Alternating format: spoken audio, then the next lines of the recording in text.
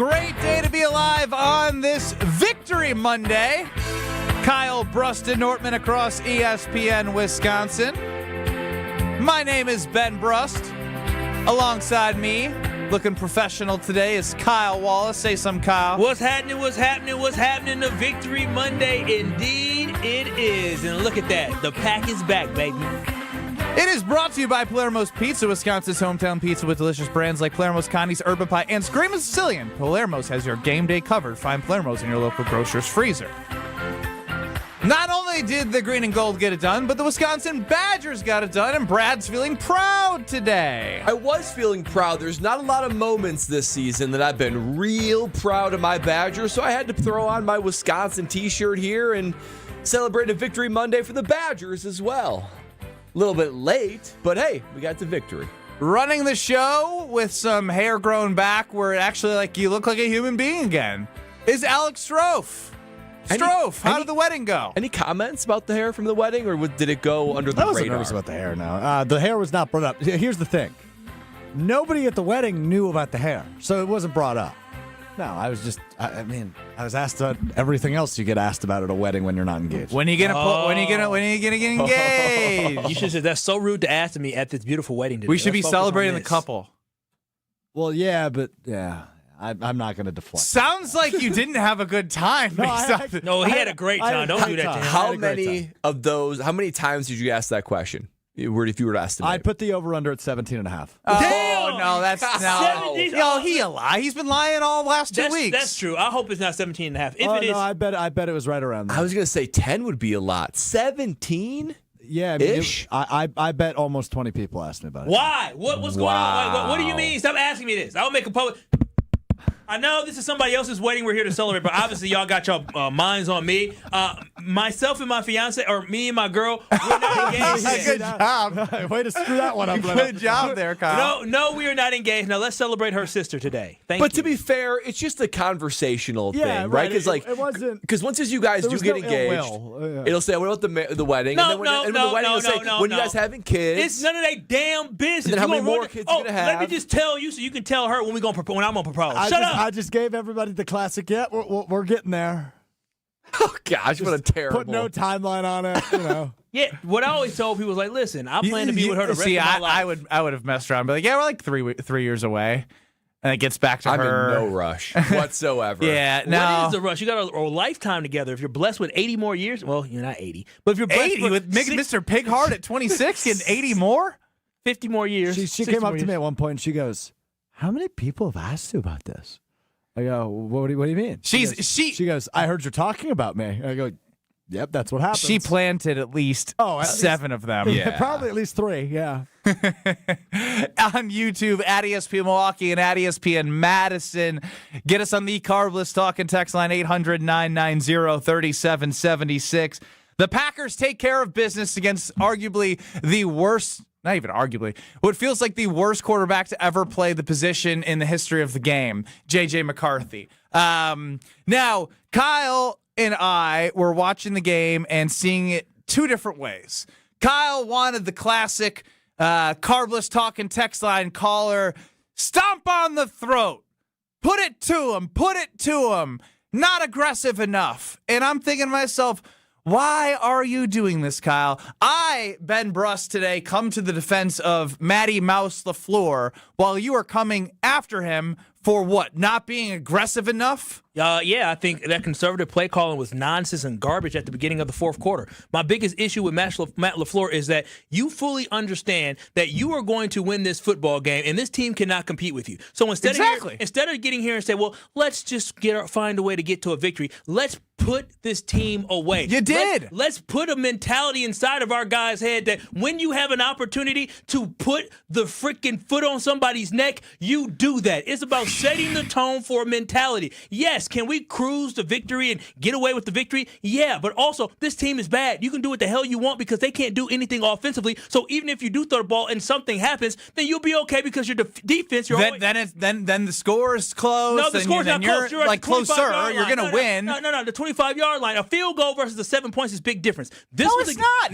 Not when they have to pass the ball with JJ McCarthy, and he couldn't do anything. This was a game where you had the opportunity for your team to get better and set the tone and let your team know that each and every week when we go out there, we're going to execute and we're going to put points up. That conservative play calling was garbage, right? It was nonsense. I didn't like it. Y'all can sit here and say, oh, well, you just want to get out of the hell with that. The Green Bay Packers still have something to prove. I still want to see Jordan Love. You trust Jordan Love enough where you say, Jordan, go put the ball in the freaking end zone. All right. That's what I wanted. I want that conservative play calling. Happy Victory Monday to an angry Kyle Wallace. No, I'm happy, but I'm happy. You said your piece. You said your piece. Now I want to know, because I know this was a mini topic of conversation on Green Bay Game Night with Tausch and Homer. 800-990-3776 is the Carbless Talk and text line. I, for the life of me, am really irritated by the why aren't we trying to win this game 40 to 10 or 40 to 6 or 4 or whatever.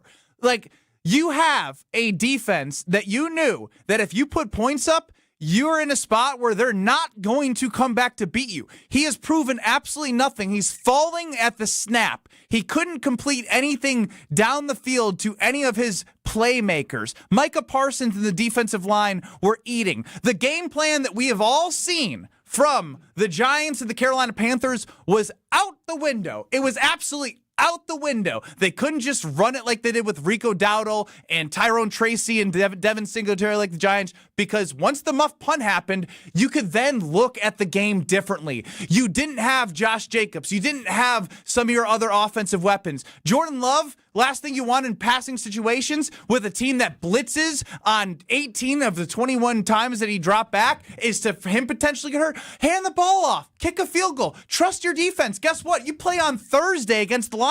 You take the victory. You understand that there are bigger things going on than crushing the Vikings. You already did. By the way, hey, I let you go. I let you go. The next drive, so it just negates everything you just said. They literally threw the ball, so you talking about don't get him hurt. No, you just don't believe in trusting Jordan Love, and clearly Matt LaFleur now you're attacking everyone who doesn't believe in your opinion. No, the classic you said, Kyle. No, did he or did he not just say, oh, keep it safe, they're blitzing him, so don't pass the ball? No, the next drive he literally passed the ball more times. So I'm just saying. It was a conservative passing game. It was conservative, but they threw the ball still, right? You 3rd and 3, you decide to run the football? Come on. No. They weren't going to score. The job is the job to win or to lose the football game. Does style points matter to you now? It's not about style points. It's about execution. It's about they executed. It's about this offense. Their game plan was to do this. Did they turn over? My name's Benny Mouse. Yeah. Oh wow. Yeah. I like to be conservative, but I love to complain about Matt LaFleur being soft.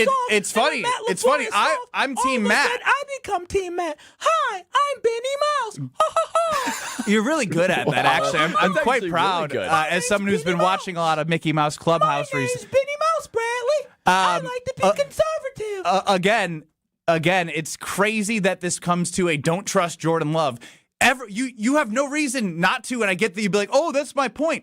The goal that they had as a team before the game, they executed. They didn't turn it over. The Vikings turned it over. You had a 2-score plus game. Micah Parsons had 2 sacks, got to double digits in sacks before Thanksgiving, and you have other guys that were making plays and got 2 turnovers from JJ McCarthy when they had to get in passing situations. They executed the game plan flawlessly, and people are complaining. They executed flawlessly. They did. Even though they took the ball out of Jordan Love's hand. All right. And if next week the offensive passing game is bad, I'm going to be the first one on Monday talking about Matt what the LaFleur funny being part is the offensive passing game.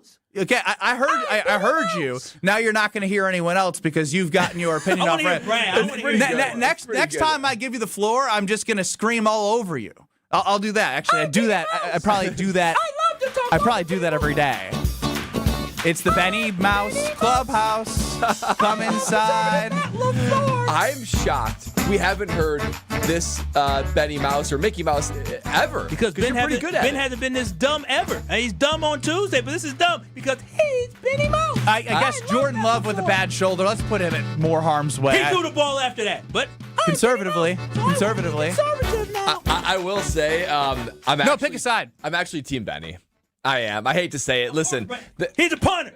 He's conservative. Let him go now. They just want everything to be back. You just said you wanted to hear from him, and now you're yelling. It makes very little sense. At that point in the game, right, we could talk about conservative game plan in the first half, which I felt like was still fairly conservative, but once you had the game won, the minute That punt was recovered inside the 10, and they scored a touchdown, 17-6. 11 points. This Minnesota Viking team is not scoring 11 points on your offense. The only way that they actually score 11 points is a pick six, a turnover, a short field, something like that. That means y'all don't trust Jordan Love. No, it's not, but a running back can fumble the ball. You just said you wanted to hear from Brad. I thought I did. Open the door to calamity in any passing situation, right? And not to say that he would do it, but to say that it could be not even about Jordan Love. It could be a blindside sack where he's, patting the ball and it's a sack fumble, right? There is so much that can go wrong when you start to open up the playbook when you don't need to. And I will say, the most humiliating way to close a team out is to keep running the ball on them. If they can't stop a run, then the way you close them out and the really way to make it like insulting and hurtful we is literally run think the ball, you're run the ball, run we the ball. literally You can't think you're stop us. nothing. Yeah. We literally think you are nothing. And now we could debate on if they could execute that, but I have no problem with we are going to run the ball, we're going to drain clock, you have to stop us. And honestly, if we keep getting first downs with running the football, that's a humiliating way to end the game if you're the Minnesota Vikings. And let's be honest too, if you're talking about this game is already won, we need to build for next week, they need to work on the run game with this new offensive line in front of them. So I think for all those reasons, protecting Jordan Love, making sure there's no calamity, making sure there's no short field, and not doing anything like the Browns game where Jordan Love threw that interception, opening the door to calamity makes all the sense in the world to keep it conservative. Let's go to the Carbless talking text line 800-990-3776 where Nick chimes in. Game was over. Jordan had a separated shoulder. Team blitzed over 70% of the time. Totally fine with that. Justin, they beat a division opponent by 3 scores. What am I listening to, Kyle? We lost the game to the Browns. The defense had won early in the game because we got cute. That was a good thing. Game plan was also to protect Jordan Love's shoulder. Don't need to get him injured. Jeffrey, 262. Kyle thinks this is college. We have to blow everyone out to improve our ranking. All on the Carbless Talking text line. But you do have a vocal supporter, Mike and Franklin. Go ahead, Mike. You're on the Carbless Talking text line. Hi, guys. How we doing? Good. Normally I agree, and I think that LaFleur is very conservative. The past few weeks, I'm thinking, what's this guy doing? So conservative with play calling. However, with Love's shoulder being injured, it makes total sense not to try to pass the ball and just run the ball because you can beat him running the ball. The object of the thing is to win the game. Doesn't matter how you do it, just win the game. I think what everybody is missing is the drive after this. My whole thing is, you obviously went into this, and Matt LaFleur tried to explain it after. He said it was 3rd and 4, and they decided to run the ball, or 3rd and 3, they decided to run the ball. They lost yards, and he was hoping to get closer. He wasn't expecting to lose yards. That's why he had to punt. Okay, I get it. Still soft to me. I want us to put the ball in the end zone. I want us to score touchdowns. That's what I'm looking for. In the following drive after that, he literally had an 11-yard pass, a 1-yard pass, and an 11-yard pass. So it wasn't about y'all sitting here talking about, we just want to make sure his shoulder. It didn't matter the following time they touched the football. Jordan Love dropped back and passed the ball. So I'm just saying, Malik Willis got in the game, and you're complaining. What would you have liked to have seen? Them actually go for a touchdown. Like throw the ball 30 yards down the field? No, they were on the 12-yard line. I'm saying it was 3rd and 3 from the 12. I just want to see us try to pick up the first down to get a touchdown, move the chains that way. Just not try to. They moved the chains like 5 times running the football. And then they got to 3rd and 3, and I think that's an excellent opportunity. Drain the clock, put some points on the board, and then let the defense go to work. I would rather my quarterback. Against the worst quarterback in the NFL. Literally, he has been statistically the worst quarterback in the NFL. He was bad. You have a game on Thursday against the Lions who are going to be after you at home. Like, there are bigger fish to fry than for you to be stuck on a 3-score victory against a division opponent. No. It was a start. Listen, I'm happy about the victory. Now, don't get it twisted. No, it's twisted. It is twisted. What I can do is I can be upset about the fact that I really want this team to go for the juggler. I want them to build confidence, and I want them to have a great mindset moving forward that we're going to dominate teams. You know how great it felt to see the Green Bay Packers run up the score on the Dallas Cowboys a couple of years ago? I love when the team runs up the score and executes. That's something that we have not done all this year. And Who cares? You won by 3 scores in a divisional game. I'm happy about the victory, but I still want my coach to be more aggressive at the start of the 4th quarter. I'm not talking about the following drive, whatever it is, even though they threw the ball multiple times. But the start of the 4th quarter, there's still a lot of time left in that football game. Put it away. Do not take the ball out of the hands of Jordan Love. I feel Jordan Love is extremely capable to move the chains, throwing the football, and obviously Matt LaFleur did not trust in that. I will say that drive that you're talking about specifically, it was 8 plays. 8 runs. I mean, that is a lot of running the football. I mean, they did move the ball, though, 43 yards, and they drained clock on it. And JJ McCarthy did what? Exactly. Nothing. Nothing. You trusted your defense to do so. Don chimes in on the Carbless Talking text line.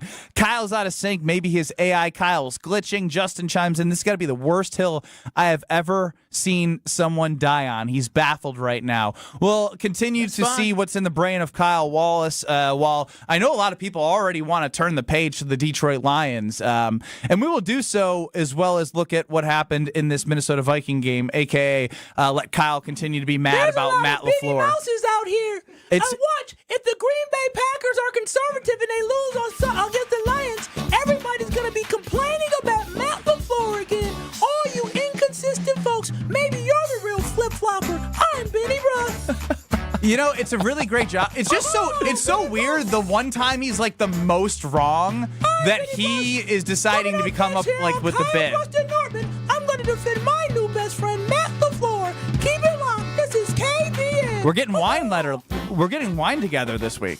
This is Kyle Brust Nortman, KBN. I said, baby, we got to do more sucking. And so I called the company. I said, listen, y'all put this thing in here. Y'all need to come on ESPN Wisconsin and the ESPN Wisconsin app. With Wilde and Tausch, you won't miss a play. Maybe one of Jordan Love's best games as a Green Bay Packer. I feel encouraged by what we saw. Presented by Pella Windows and Doors of Wisconsin. Obviously, still a lot of things that need to get better, but from an offensive standpoint, from Jordan Love in particular, I thought had just an absolutely fantastic game. Weekdays from 9 to noon on 94.5 ESPN, ESPN Milwaukee's YouTube channel, and the ESPN Wisconsin app. It's ESPN Milwaukee's Brad Nortman here with some exciting news from my friends at Bank 59. Not only have they been named a top workplace for 16 straight years, but they've just won the prestigious Community Choice Award as the best bank in the Milwaukee area. Honestly, I'm not surprised. Not only do they have great products and services, but they truly live out their mission to make lives better. If you're looking for a true local community bank, check out the best. Visit bank59.com to learn more today. Member FDIC. The only thing that tops our selection is your savings discount liquor. Thanksgiving is almost here. What are you bringing to the table? Hi, this is Marie from Discount Liquor. Pairing the right wine with your Thanksgiving dinner can turn your meal into a celebration. But you don't have to be an expert to find the right wine. That's what our knowledgeable staff is here for. With over 8,000 varieties of wine, Discount Liquor can help you choose between a light, fruity Pinot Grigio, a big, luscious Cabernet, or anything in between, all at the lowest prices in town. Visit us today at 51st and Oklahoma in Milwaukee and on Barstow and Main in downtown Waukesha. Voted best liquor store again! The only thing that tops our selection is your savings discount liquor. Check out all of our weekly specials at discountliquorinc.com. And from our family to yours, have a happy and safe Thanksgiving. Discount liquor. With your Saganiac Planning Marquette recap, I'm Will Summers. The Golden Eagles grinded out an 85-71 win over Central Michigan to get back above 500 on Saturday. Chase Ross led the way with 27 points, 7 assists, and 5 rebounds, while Ben Gold's late three gave Marquette some breathing room. Here's head coach Shaka Smart after the game. We got to be better, with our connectivity when the chips are down. This was a baby step in the right direction. The Golden Eagles will look to take another step forward as they prepare for Oklahoma on Friday. Network Health knows that good health knows no age limit. That's why they offer superior local health plans for individuals of all generations. Whether you're a young professional, a growing family, or enjoying your golden years, plan is designed to meet your unique healthcare needs. For more about Network Health's business, individual, or Medicare Advantage plans, call Eric Pearson, Saganiac Planning, 262-783-6161. Eric, 262-783-6161. Saganiac Planning, a name synonymous with employee benefits and top-notch service.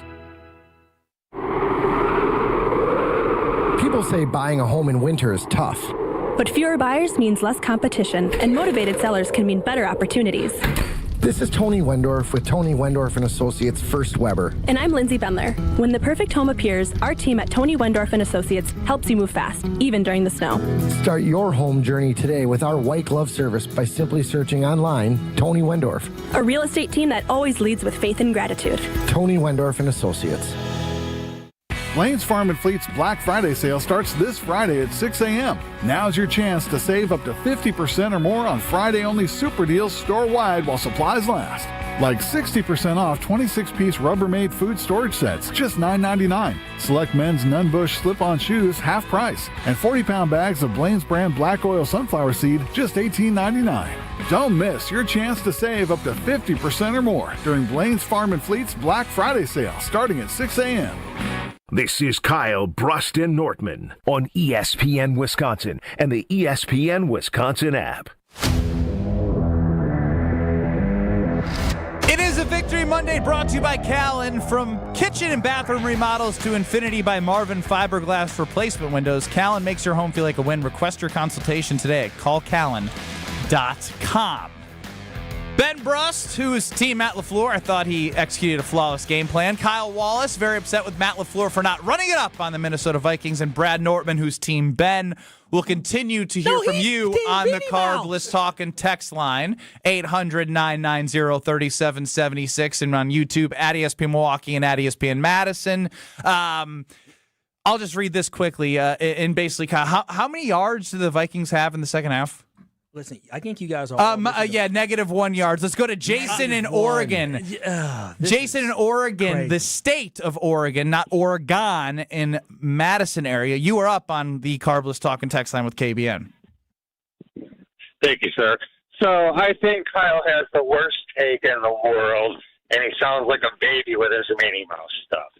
It's a divisional game, and we play another one in a handful of days. We have the Vikings put away. Why put more film up? Why put anyone at risk for energy? More, you think they haven't done Hey. No. They haven't done anything all season. So you think Let him talk, damn it.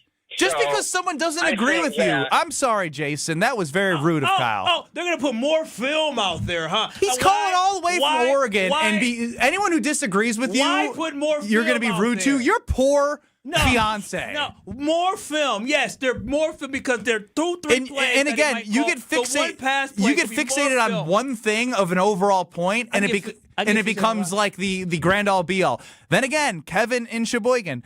Kyle is so wrong, needs to be banned the rest of the week without pay. No, this is the problem. Y'all acting soft right Chris chimes in the 608. Wow, Kyle's not letting this go and is now getting even more defensive 16 minutes of the show. He keeps getting worse and worse. Benny Mouse, what's the over-under on how long he's going to keep dragging this out? He will drag this out until the next game. I sure will. It's a short week. Don, yes, Kyle is getting rude at this point. I agree. Kyle also likes to see running up the score to potentially risk players getting hurt from Cameron. Oh my gosh! Listen. This is what's crazy to me. They literally went back on offense multiple times after that. What do you mean risking guys getting hurt? It's football. We're talking about passing the ball once or twice. Strofe, mute his ass so the adults can talk. Matt in the 920. We're not talking about. I'm not complaining, saying, "Oh, I want him to throw it." All I'm saying is, it was 3rd and 3. Just play action fake or drop back. I'm going to let someone who's on Kyle's side maybe be able to say it in less rude ways. This is crazy to me. You fans don't know what y'all want. Jason and Racine, let's see if you can give Kyle's point without being really rude like he's been to all of us here on KBN. So this is why I kind of agree with Kyle. Keyword kind of. Talk about. Yeah. Do we need to talk about the Cleveland game where we were up 2 scores and all of a sudden it was snatched from us, or the Dallas game when we were up 14 in the first quarter and then we ended up tying in that game? So the Packers are really, really good and notorious for being in a situation where they should win, and then all of a sudden the other team does something that switches everything, and the next thing you know, we're talking about the devastation of a loss. So this is where I agree with Kyle. When we are up on teams, we should be aggressive enough to put the game away instead of leaving the team in a position where they can hang around and get some getting the juju going their way. Next thing you know, we lose Jason, the game, I hear you, Jason. But JJ McCarthy was on the other side. I could hear you out if it was a different scenario. But Matt LaFleur coached the game that was in front of him. What was in front of him was an opportunity to run clock and then take 3 points. He didn't run. And then he didn't run a lot of clock. It was 3rd and 3. Did they get points? And how many points? How many points in yards did the Vikings have in the second half? So how many points in yards did the Vikings have in the second half? So if they throw the ball on 3rd down, do you think they pick it up? It doesn't. Oh, no, Jordan Love maybe, but it doesn't matter if they did or didn't. But that's the whole. It didn't matter if they did or didn't because he has a defense that he trusted in, and for all the time. So then the points didn't matter either then because they weren't going to score or move the ball. I'm just saying, let's be a little bit more aggressive. Let's think about putting a mentality in this football team. One thing that we have all criticized Matt LaFleur for in this football team is for being soft, for being inconsistent, not finishing out football games. And they finished this one out perfectly. There's a difference. They scored 6 points. There's a difference. They won by 3 scores, and you play on a Thursday against the Lions. Kyle, is this more about this game, or is this more about Matt LaFleur's whole season arc? Because if you're talking about the whole season arc and how you want him to start to push himself more aggressively, I can understand that. For this game, this was the right decision. It goes into the whole season. It goes into this drive, 4th quarter, 15 minutes left in the quarter. We're not talking about 7 minutes left in the 4th quarter. We're talking about 15 minutes left in the 4th quarter, whereas at this point, 13 minutes left in the 4th quarter. I'm asking for a pass play on 3rd and 4. That isn't. That's not the worst thing because the pass play, you may have a higher percentage to potentially pick up the ball, pick up the first down using the arm of Jordan Love. I'm saying you put the game away with a touchdown, you set the tone, and you have a mentality. It has nothing to do with the play call in the entire game. It has everything to do with the conservative Jacob in the Carbless talking text line. Kyle is so wrong. It's embarrassing. Justin, I caught this too. I thought it was funny that the callers referenced the Browns game because they lost that game because the ball was in harm's way. And then, next thing you know, Jordan Love throws it in a scenario where in a scenario what? So you don't believe No, I'm just saying that's fine. They weren't going to lose that game yesterday, but there's no reason to do anything outside of the norm when the defense had it all in hand. When did going for touchdowns become a problem? When did throwing the football with a guy that's a $55 million quarterback become controversial? When did it become controversial? They blitzed 18 of his 21 passes. It's just not worth it. The following drive, they literally threw the ball at least 3 times. That's great. It negates everything you're saying because it doesn't negate everything. They put the quarterback in harm's way. In what you're saying, he got put in harm's way. I'm saying, all right, we'll put him in harm's way on a play where you can pick up a first down or maybe get a touchdown in a game where you're up 2 scores already. So then why even throw the ball the following drive? Because Matt LaFleur had it all fine. There was nothing to worry about. I'm talking about specifically that one drive. It just shows the mentality that Matt LaFleur has that we have complained about consistently this season. I want this football team to elevate. I want this football team to literally pummel teams when they have an opportunity, but they haven't done that all year. This was a dominant performance by that defense. I think you need to find a new team. This doesn't sound like you believe in your coach. It's really sad. I didn't think I'd see the day where I'd be. I believe in this football team. Do you believe in Matt? I'm extremely satisfied. Do you believe in Matt? I believe in Matt LaFleur. I'm a Matt LaFleur supporter. I support Matt LaFleur. Sounds like it. I just said in this sense, I wish Matt LaFleur would have went for it, but he explained that hey, on 3rd and 4, he was hoping it was 4 down territory in his mind. When they lost a yard, that's when he said, okay, well that kind of messes up what I wanted to do. I said fair enough, but mentality-wise, I would have hoped that we would have just. Kyle's the type of guy that would be mad about something even when the team wins, when there's nothing to be mad about. Well, Exhibit A. Bradley, anything to add after Kyle's putting such a high standard on this victory of 3 scores against a divisional opponent before they have to go 3 days and then play not a night Thursday night game, but an early noon Thursday night game against an opponent that's better than the Vikings? Yes. I would add that if you want Matt LaFleur to get more aggressive in totality, I'm there with you, Kyle, because, I mean, just the first half game plan, Jordan Love's only thrown the ball 20 times, but you're rushing Emanuel Wilson 28. It feels like conservative in general, but that is what this game called for, especially at the end of the game. I don't want Jordan Love getting injured. I don't want any crazy mishap to happen. You're already in scoring territory. This opposing offense is not moving the ball on you whatsoever. Micah Parsons and the crew is making sure of that. So to me... So you trust Emanuel Wilson not to fumble more than you trust Jordan Love not to throw interception? It's not even about interception. It's about the blitzes that they put on him. It could be a blindside sack. It could be a strip sack. It could be so much more than that. It could be a Jordan Love injury that would basically take the whole season and say, okay, any chance the Super Bowl is now gone. So I think that you have the game won. I personally had no doubt the game was won at that time. Me too. Right? Run or pass, I have no doubt. So what's the game? So why do something Throw crazy? the damn football into the end zone. That's what I want. I want a touchdown. I want to keep. You're a spoiled ass rotten fan. I'm not a spoiled rotten fan. I just know the mentality Matt LaFleur and a lot of times has where, okay, we're going to take. You asked them to play complimentary football. Just like in overtime against the Dallas Cowboys, when we're upset that the Green Bay Packers seemed to all of a sudden they took the foot off the gas Two pedal. Completely different scenarios. Well, no, but it's two completely different scenarios. He played conservative, and we ended up tying because he didn't go for the win. In this one, I'm saying just go for putting the team in a position. For what? Scoring a touchdown. To put them in a position to win. They already had the game won. Was the game over? You yourself in pre-show said when they muffed the punt, the game was over. Was it not? If he would have, it was over. If Brandon McManus misses the field goal, the game is still over. I'm saying put teams away. This is an opportunity for you to have a game plan, execute a pass play, move the chain. This was their game plan, and they executed according to Matt LaFleur and Jordan Love. There's times to be aggressive, and there's times to be smart.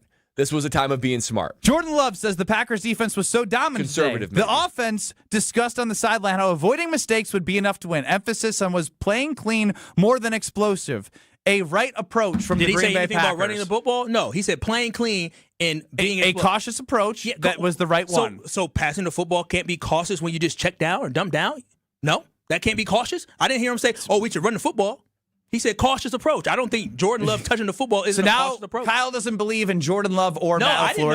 It's a sad day. You just misquoted Jordan Love. There, he never said anything about running the football. He said protecting the football. I think the actions of what happened on the field speak louder than whatever you're saying to all of us. You can try to take Jordan Love and make him into whatever you want, but at the end of the day, he didn't say running the football. No, they literally said we're going to try and do our best to limit mistakes. And even if they passed 3 times in the drive that you were talking about after they ran 8 straight times, it wasn't like they were pass plays running over us. So like, Dude, too much time. They're developing too long of a play. You do realize you wanted them to develop a long play where they're throwing it 15 yards over the middle field for no damn reason. That's a lie because they're on the 12-yard line. So that's what I'm saying. It was 11. They completed 2 11-yard passes. Granted, it was more space. And all they had to get was 11 yards to score a touchdown from where they ended up kicking that field goal from. Which the red zone shrinks the field last time I watched football. But you can pick up 3. You can still pick up 3 It shrinks the field, though. So I don't know. I don't know. If you're not up 2 scores already, I think you have a better argument, Kyle. If you're up like 3 points, where it's like a field goal kind of helps you, kind of doesn't, but a touchdown really helps put the game away, I think it makes a whole lot of sense. You're already up 2 scores. Brent from Buck and Honeys is really sad with Kyle. We were happy to have a victory Monday. He's taking the victory happiness away from me. I'm happy about the victory. Don't get it twisted. Now Kyle is saying love is wrong too. Take a lap, buddy. The cold Milwaukee air might help you out. We'll continue on with Kyle Brust Nortman. Ben, don't you put me against Jordan Love now. I love Mr. Jordan Love. You stick with People can listen back to the first 30 minits and make their opinions about whatever they wish. I am just here to present the voices of KBN Nation. Go, baby. And now he's backpedaling as he always does into the Lake Michigan waters. More next. But first, Brad. Go, Pack, go! Tell us about your friend. Oh, something everybody can agree on is an ice-cold carbless, man, especially as you're gearing up for Thanksgiving week. You might be hosting or you might be going to a place. Either way, you got to have carbless there. Carbless is going to make your Thanksgiving celebration that much better. Because let's be honest, nobody has time to mix up the cocktails and do all that. Honestly, they don't taste as good as carbless anyway. You want to be the life of your Thanksgiving, the life of your party, the life of your friends or family, then you got to have it with a carbless. Because when we're watching the green and gold on Thursday, you got to have it with a carbless in your hands. No carbs, no sugar, no gluten, just 100 calories and the absolutely perfect amount of carbonation. And there's flavors for everybody. So it doesn't matter if there's 5 people or 50 people at your Thanksgiving, there is a flavor that everybody can enjoy. All the margaritas, all the fruit flavors, and oh boy, all the classic cocktails. Classic cocktails feels like Thanksgiving, doesn't it? There is a flavor for everybody. I know I love them all, so I'm going to be enjoying them like crazy. Find your bliss with Carbless. During the break, I'm going to find out what happened to Kyle this weekend to make us lose his mind. We'll figure that out and get back to you next. This is Kyle Brust Nortman. So in my short time here, I've come to learn about these things. I call them Strofe days, where he's doing something for himself, and then he just wipes his calendar, regardless of how it may affect other people. On ESPN Wisconsin and the ESPN Wisconsin app. This is Matt Meitner, owner of Sit Means Sit Dog Training. Do you find yourself talking to your dog but feel like she's not listening to you? Bella, sit! Are you constantly repeating yourself but she's not following your directions? Sit! Sit! Frustrating, isn't it? At Sit Means Sit Dog Training, we want to help you have a happy, confident, and obedient dog, and we also want to make the training process an enjoyable and worthwhile experience. Contact Sit Means Sit today to schedule a free consultation so we can create a customized training program so you are able to have the dog you want and deserve. Sit Means Sit Dog Training. Sorry, we don't train husbands, wives, or kids.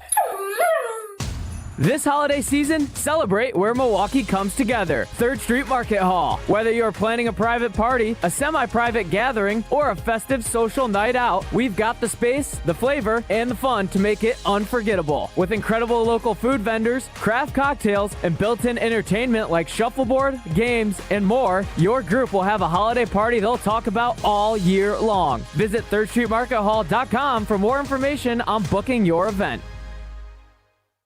St. Nick meets St. Kate. The holidays are in full swing at St. Kate the Arts Hotel, where every celebration shines a little brighter. Browse unique gifts at the holiday marketplace, gather for unforgettable Christmas Eve and Christmas Day dining, and of course, don't miss Brunch with Santa, a family favorite filled with joy, treats, and holiday magic. Celebrate the season at St. Kate the Arts Hotel. Visit stkatearts.com/holidays for all the details.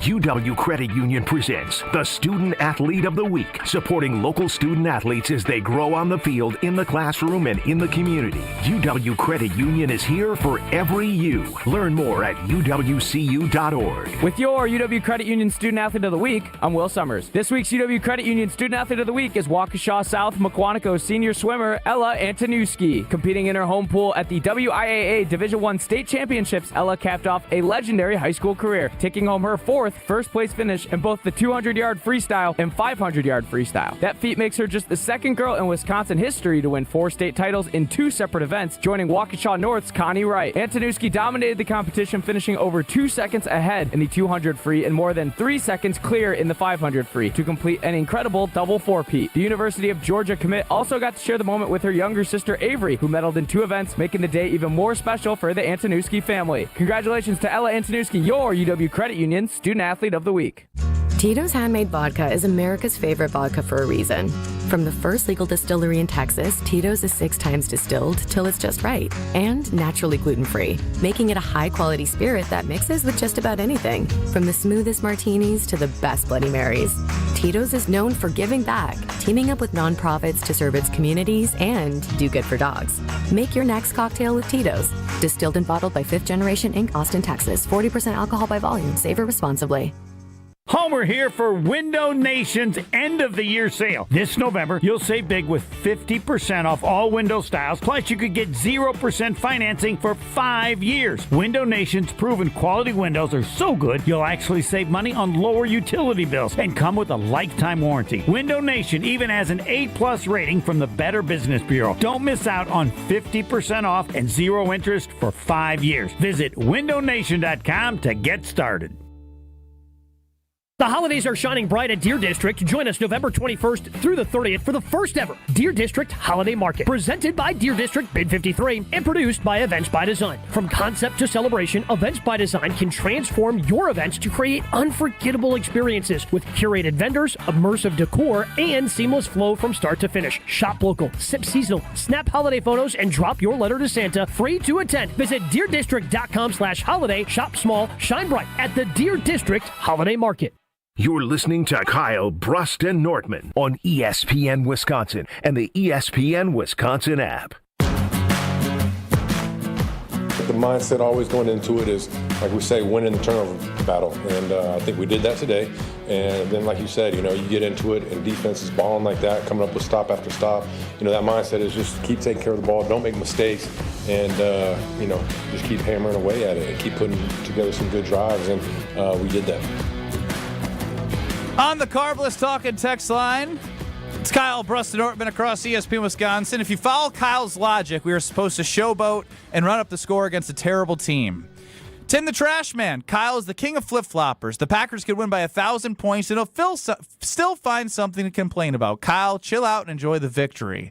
That would be something to whine about. This narrative is Ben, ridiculous. Brad, and Strofe, what month is this? It sure thought it was April because you guys are working with the biggest April fool, Chef Ed. Ding, ding, ding. Chef Ed. Gotcha ass. Yeah, Here comes some Chef Where Ed. is I this know I'm going, gonna be a Chef fool. Ed? Ben Brust, Kyle Wallace, Brad Nortman, Alex Strofe running the show.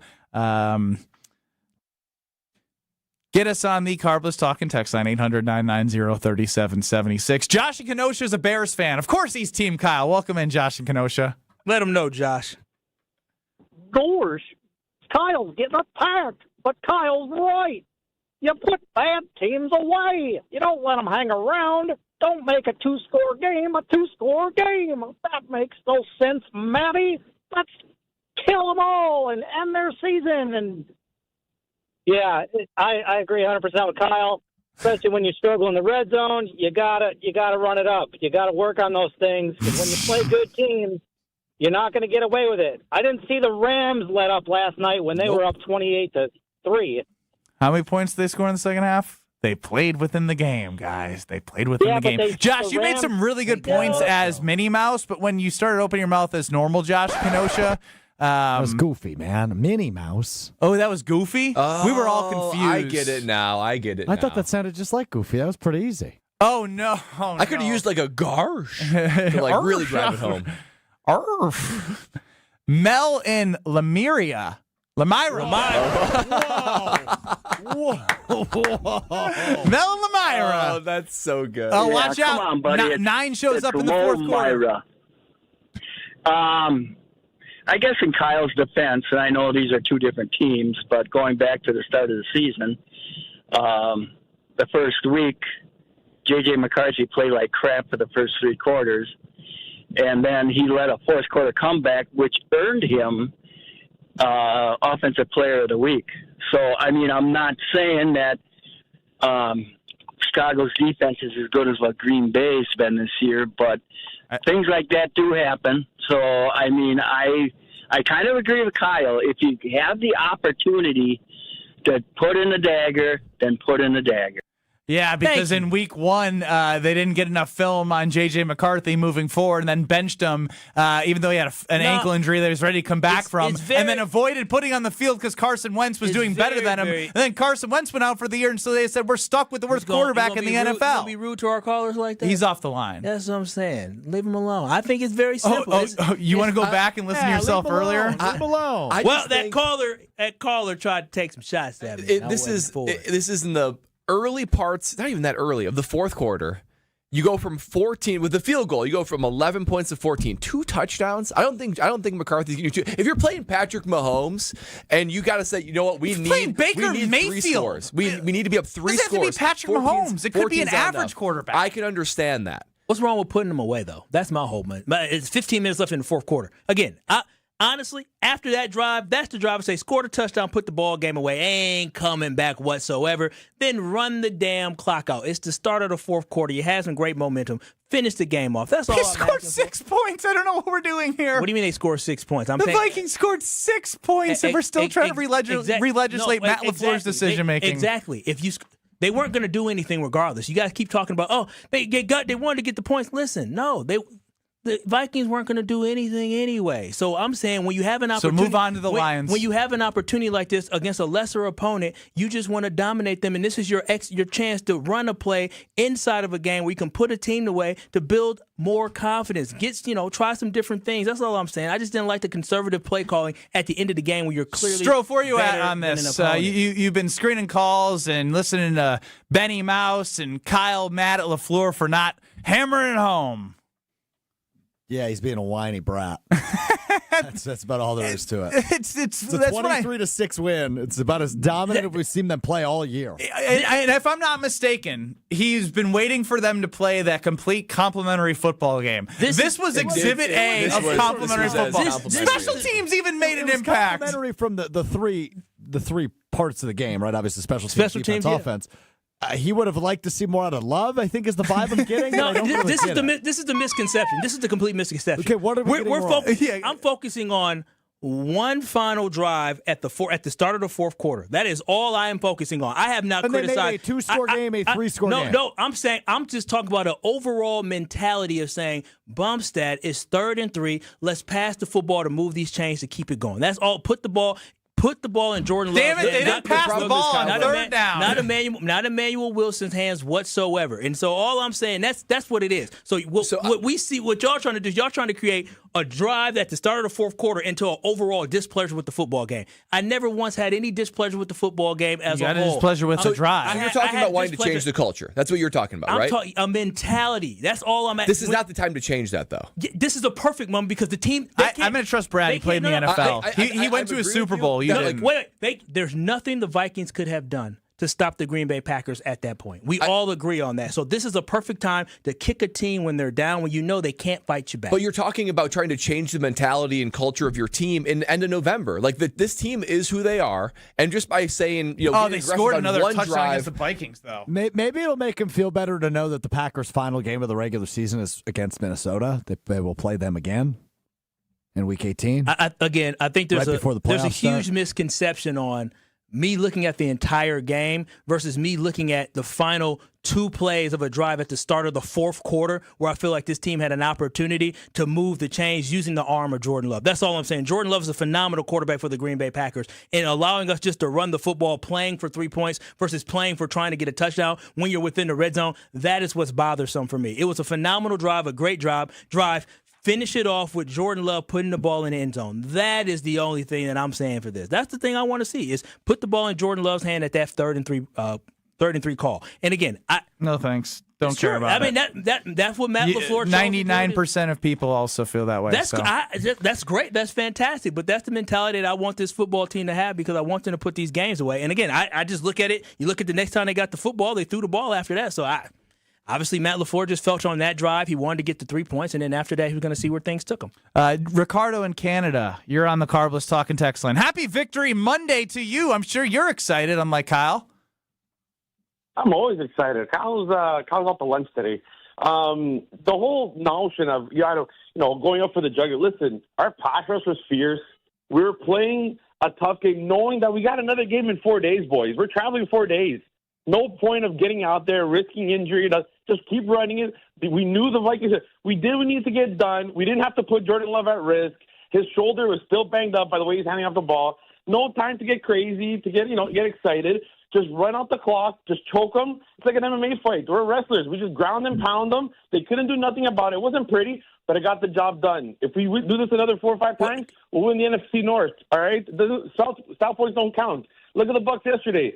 They brought out Baker Mayfield with one shoulder, try to help Mary, and Buddy threw out his shoulder like crazy. Like, come on. You got to protect your quarterback. He wasn't 100%. Give him a few extra days to rest. Let's go. We won. Come on now. Get excited. Enough of this nonsense.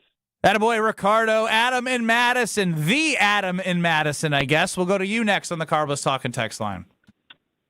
First off, I need to see that version of our defense every week. Powerful. Second off, my biggest disagreement with Kyle is all of the injuries. If we had Jaden Reed, Tucker Kraft, Josh Jacobs, by all means, put the pedal to the metal, get it in the end. But against the Vikings, who blitz more than anybody, I think they did it the right way. Your defense is playing lights out like that. Just run the ball, burn as much clock as you can, get out of there, get ready for Detroit. And a lot of that, I guess, I know they did pass after the drive that you were upset about, but in the drive that they didn't pass that you were upset about. I rolled my eyes to the high heavens. Oh, go figure. It's crazy to me. Let's protect Jordan Love. Let's just get out of there. But then let's send Jordan Love out there to throw the ball 3 more times and put him at risk because of this shoulder. Even though, what are we talking about? Y'all acting like they didn't throw the ball after this. What are we talking about? I'm just confused. It's a Victory Monday for Ben Brust, Brad Nortman, and Alex Strofe, and all of you, KBN Nation, except Kyle Wallace. Brought to you by Palermo's Pizza, Wisconsin's hometown pizza, with delicious brands like Palermo's, Connie's, Urban Pie, and Screamin' Sicilian. Palermo's has your game day covered. Find Palermo's in your local grocer's freezer. You know what? I want to celebrate Kyle next. He may have been wrong the last 49 minutes, but he was right about something. We'll give Kyle some flowers, then rip on him the rest of the way next.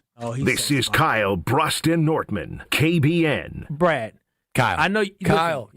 On ESPN Wisconsin and the ESPN Wisconsin app.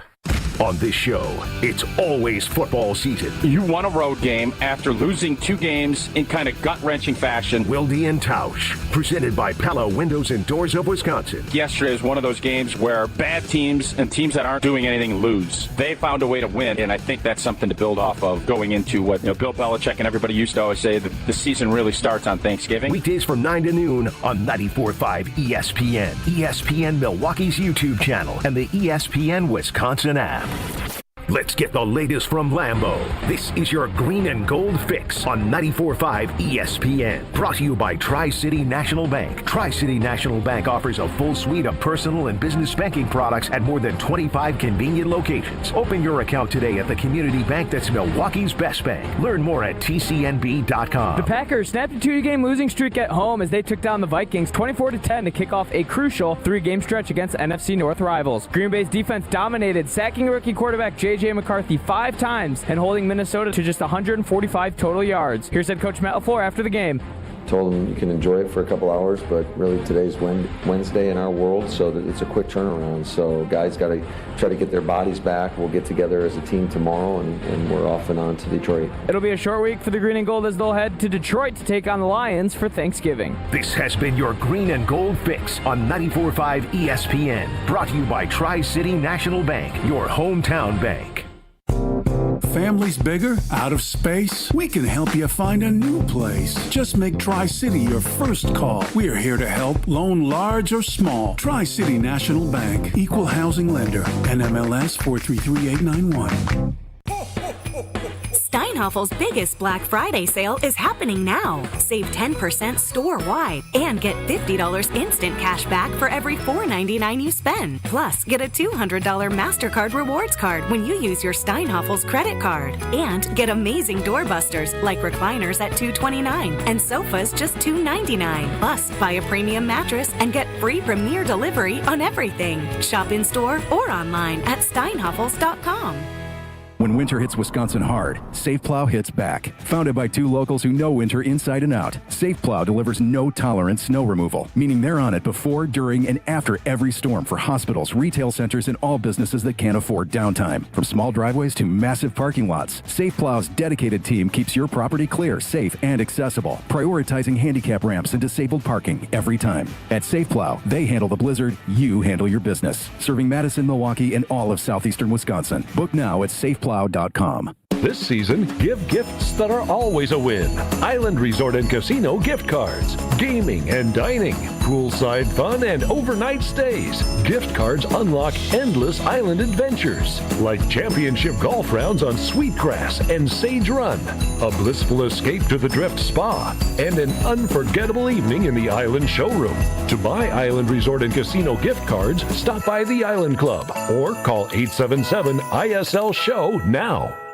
This season, the Bucs are going for it all. A game winner for the Greek Freak. Go inside the team's pursuit of a championship on Locked In, the new season of the Behind the Bucs podcast, narrated by Bucs legend Marcus Johnson. Hear from the team stars on why they think they can make history. It's all on Behind the Bucs on the Bucs Plus audio network. Behind the Bucs is presented by Gallagher, your trusted insurance broker and HR and benefits consultant. Available now on Bucs.com/plus, the Bucs app, the new ESPN Wisconsin app, and wherever you get podcasts. Harley-Davidson is an iconic Milwaukee brand, recognized worldwide for its innovation and strength. For many years, Harley-Davidson has partnered with Junior Achievement to prepare the future workforce of our community. Together, we're ensuring young people discover the career path that's right for them. To learn more, visit wisconsin.ja.org. You're listening to Kyle, Brust, and Nortman on ESPN Wisconsin and the ESPN Wisconsin app.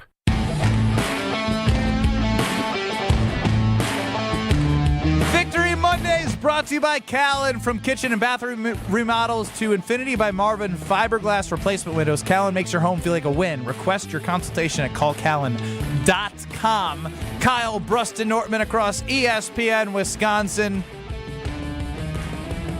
Strofe, would you say it's getting hard to keep up with the Kyle Wallace attacks on the Carbless Talk and text line? I would say that's fair. There's a couple agreements scattered in there, not very many. 800-990-3776. Keep the reaction coming. Call in, text in.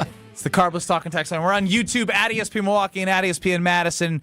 And on Friday, we did our Green Bay props and preview.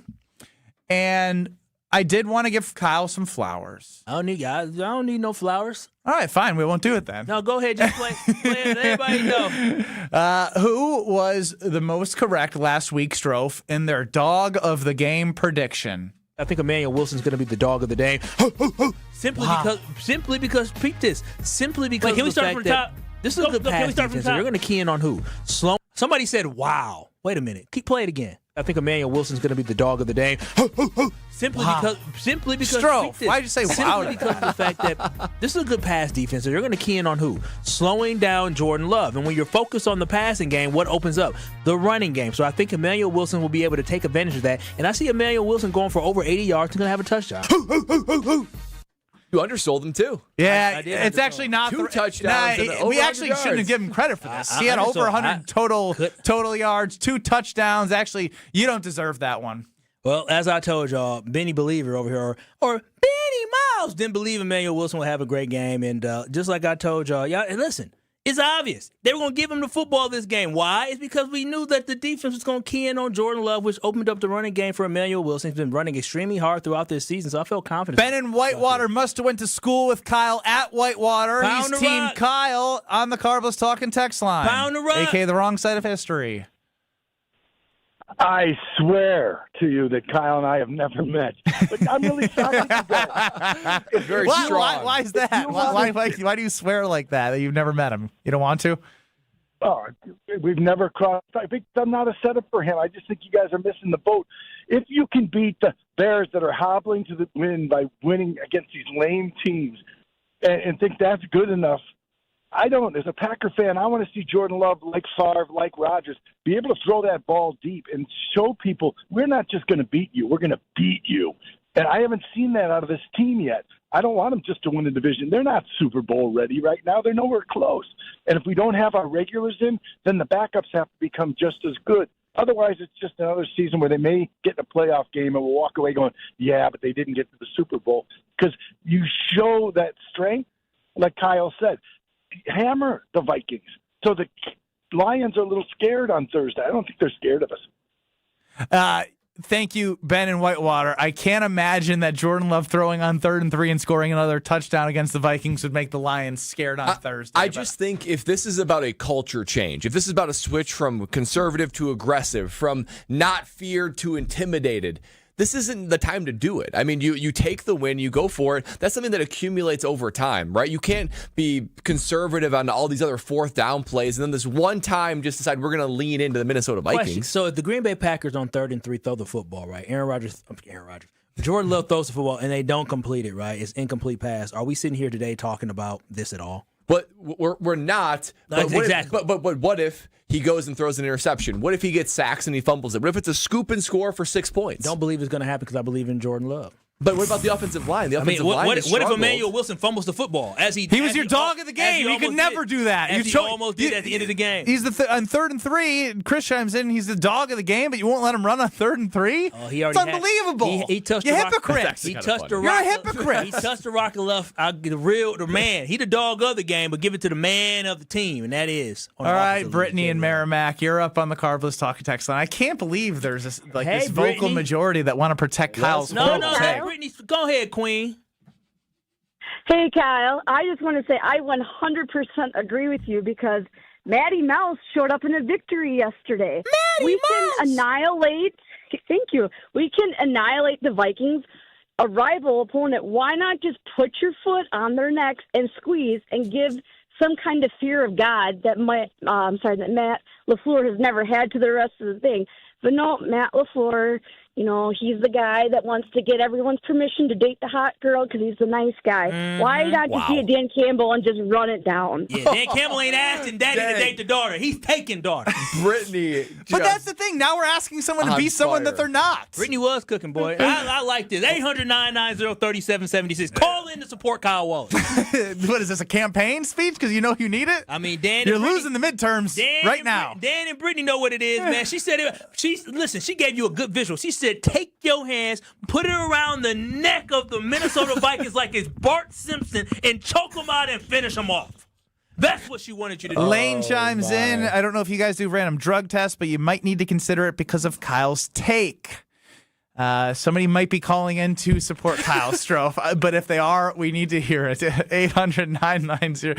Strofe's so mad right now. He's like, I can't believe we spent an hour arguing about Kyle's horrible opinion. And I agree. I actually, as the leader of the show of Where We Go each segment, I apologize that I've engaged with Kyle on something so dumb. I have leveled myself down as a host today, coming to his level. Mr. Xavier McKinney. Emanuel Wilson. It seems like such a strange time to change who you are when you've got a win in the bag. Literally in the bag. Jeff in Brookfield, you're on the Carveless Talking text line. Hey guys, how's everybody doing today? I'm splendid. You know, as the game was going on, there was a couple times in those 3rd and shorts where I guess I too felt that they should have been a little bit more aggressive. But after I thought about it, considering that we got a game in a couple days, Jordan Love's shoulder's not 100%. We're still without Jaden Reed. And considering the defense is playing lights out, I think they did what they had to do. They got the win and get the heck out of there and get ready for Detroit. So, but I agree. They're not going to beat if you're going to have to beat Detroit, the Rams, Philly in the playoffs, they're going to have to be more aggressive. So maybe this is what it comes down to, right? Because we all agree it was a conservative game plan and a conservative call in that moment. Do we trust Matt LaFleur to be able to say, I'm purposely going conservative here and I'm purposely going aggressive here? If that's it's a great question. And this was a perfect example of I'm giving him flowers because he did the right thing for the game and the way it played out. I always get mad at him for not understanding the flow of the game, right? Not having the flow figured out. The flow was figured out because he knew his defense was cooking, and all he had to do was just run it the 8 times in that drive and didn't need to throw it because JJ McCarthy stinks and they ate him up. I'm trying to pick up the first down and move the chains the best way I can. That's why he's the coach and you're not. Well, yeah, that's true. And the best way to me is putting the ball in Jordan Love's hands. Again, the complaints isn't about what happened previously. It's about that 3rd and 3 call. Put the ball in Jordan Love's hands to pick up 4 to 5 yards and keep the chains moving. That's all I'm saying. Jordan Love is the safest bet to me on that offense, especially that day without having Josh Jacobs. In 2 minutes, Kyle has another take. I don't know if this one's good or bad. You can be the judge. I almost feel like I'm preparing for Hear Brad Out. Kyle's take in 2 minutes next. Your path to a degree should fit your life, not the other way around. At Lakeland University, you can personalize every part of your college experience. With a main campus in Sheboygan, evening classes across the state, and flexible online options, you choose how and when you learn. Just graduated high school, changing careers, juggling work and life, they've got options for you. You can even earn credit for experience you already have or for the work you're doing now, saving time and money. Start customizing your future today at lakeland.edu/ESPN. Lakeland University. Experience it your way. With your Saganiac Planning Marquette recap, I'm Will Summers. The Golden Eagles grinded out an 85-71 win over Central Michigan to get back above 500 on Saturday. Chase Ross led the way with 27 points, 7 assists, and 5 rebounds, while Ben Gold's late 3 gave Marquette some breathing room. Here's head coach Shaka Smart after the game. We got to be better, with our connectivity when the chips are down. This was a baby step in the right direction. The Golden Eagles will look to take another step forward as they prepare for Oklahoma on Friday. Medicare can be confusing. It can be a lot to consider when you just want medical and financial security. WPS Medicare Supplement Insurance keeps it simple. You have the freedom to see any doctor in the U.S. who accepts Medicare. Planning on moving? Your plan moves with you. Can't get much simpler than that. Call Saganiac Planning, 262-783-6161. WPS Medicare Supplement Insurance. The intent of this advertisement is solicitation of insurance. Contact may be made by the insurer or a licensed agent. Neither Wisconsin Physician Service Insurance Corporation nor its agents nor products are connected with the federal Medicare program. Strong mind, strong body, and strong communities. That is what you need to know about the Princeton Club, and that is what you can achieve at the Princeton Club of New Berlin. When you walk in there, you will feel completely motivated to better yourself just like everyone else is doing. I've done personal training. They have saunas. They have workout classes. They have basketball courts. They have indoor-outdoor swimming pools. It all starts with a tour. Check it out. You're going to fall in love. Free childcare with the membership, open 24/7. Check out the Princeton Club of New Berlin. Get your tour and take that small step to a bigger journey for a better tomorrow. That's at theprincetonclub.net. You're listening to 94.5 ESPN, WKTI and WKTI HD Milwaukee, a Good Karma Brands radio station. Broadcasting live from the Gruber Law Office's One Call That's All studio at the Avenue in downtown Milwaukee. This is Kyle Brust and Nortman, KBN on ESPN Wisconsin. Here's Kyle Wallace, Ben Brust, and Brad Nortman. Victory Monday brought to you by Callan. From kitchen and bathroom remodels to Infinity by Marvin Fiberglass Replacement Windows, Callan makes your home feel like a win. Request your consultation today at callcallan.com. It's Kyle Brust and Nortman with you across ESPN Wisconsin. Ben Brust, Kyle Wallace, Brad Nortman, Strophy running the show. Riley Yauk, the Yaukmeister. Happy with that Badger victory. Heard him on the Wisconsin College Game Day post-game show. He's all happy as can be. Get us on YouTube at ESPN Milwaukee and at ESPN Madison. Kyle, what's your new take of the day since we just spent a long time on your horrible take to start? For me, when I look at this Green Bay Packers defense, I saw enough, right? I understand that this offense for the Vikings, they have a lot of weapons, but their quarterback is awful. Listen, JJ McCarthy is bad.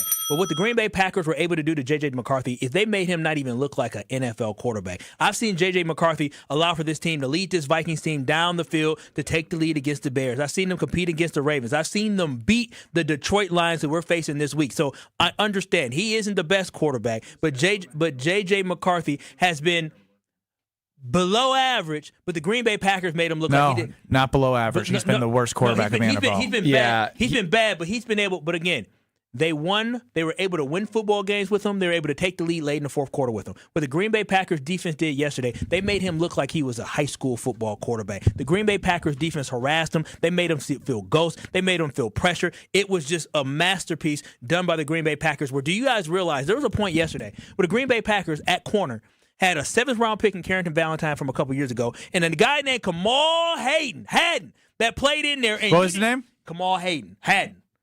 Which one? Kamal Hadden. Because you said it wrong twice. Okay. But they had him out there, a 6th-round pick from a whole other organization that the Green Bay Packers picked up, and you didn't even notice. And they were going against Justin Jefferson and Jordan Addison, and the Green Bay Packers defensive line and pass rush was so solid. The linebacking play was so solid, even without Quay Walker, that they were absolutely able to stifle that offense. And the biggest play to me that really was the turning point for my mind mentally, like, okay, this defense is turning the corner. 3rd and 1, Kevin O'Connell puts the tight end under center, tries to sneak it, they stuff it.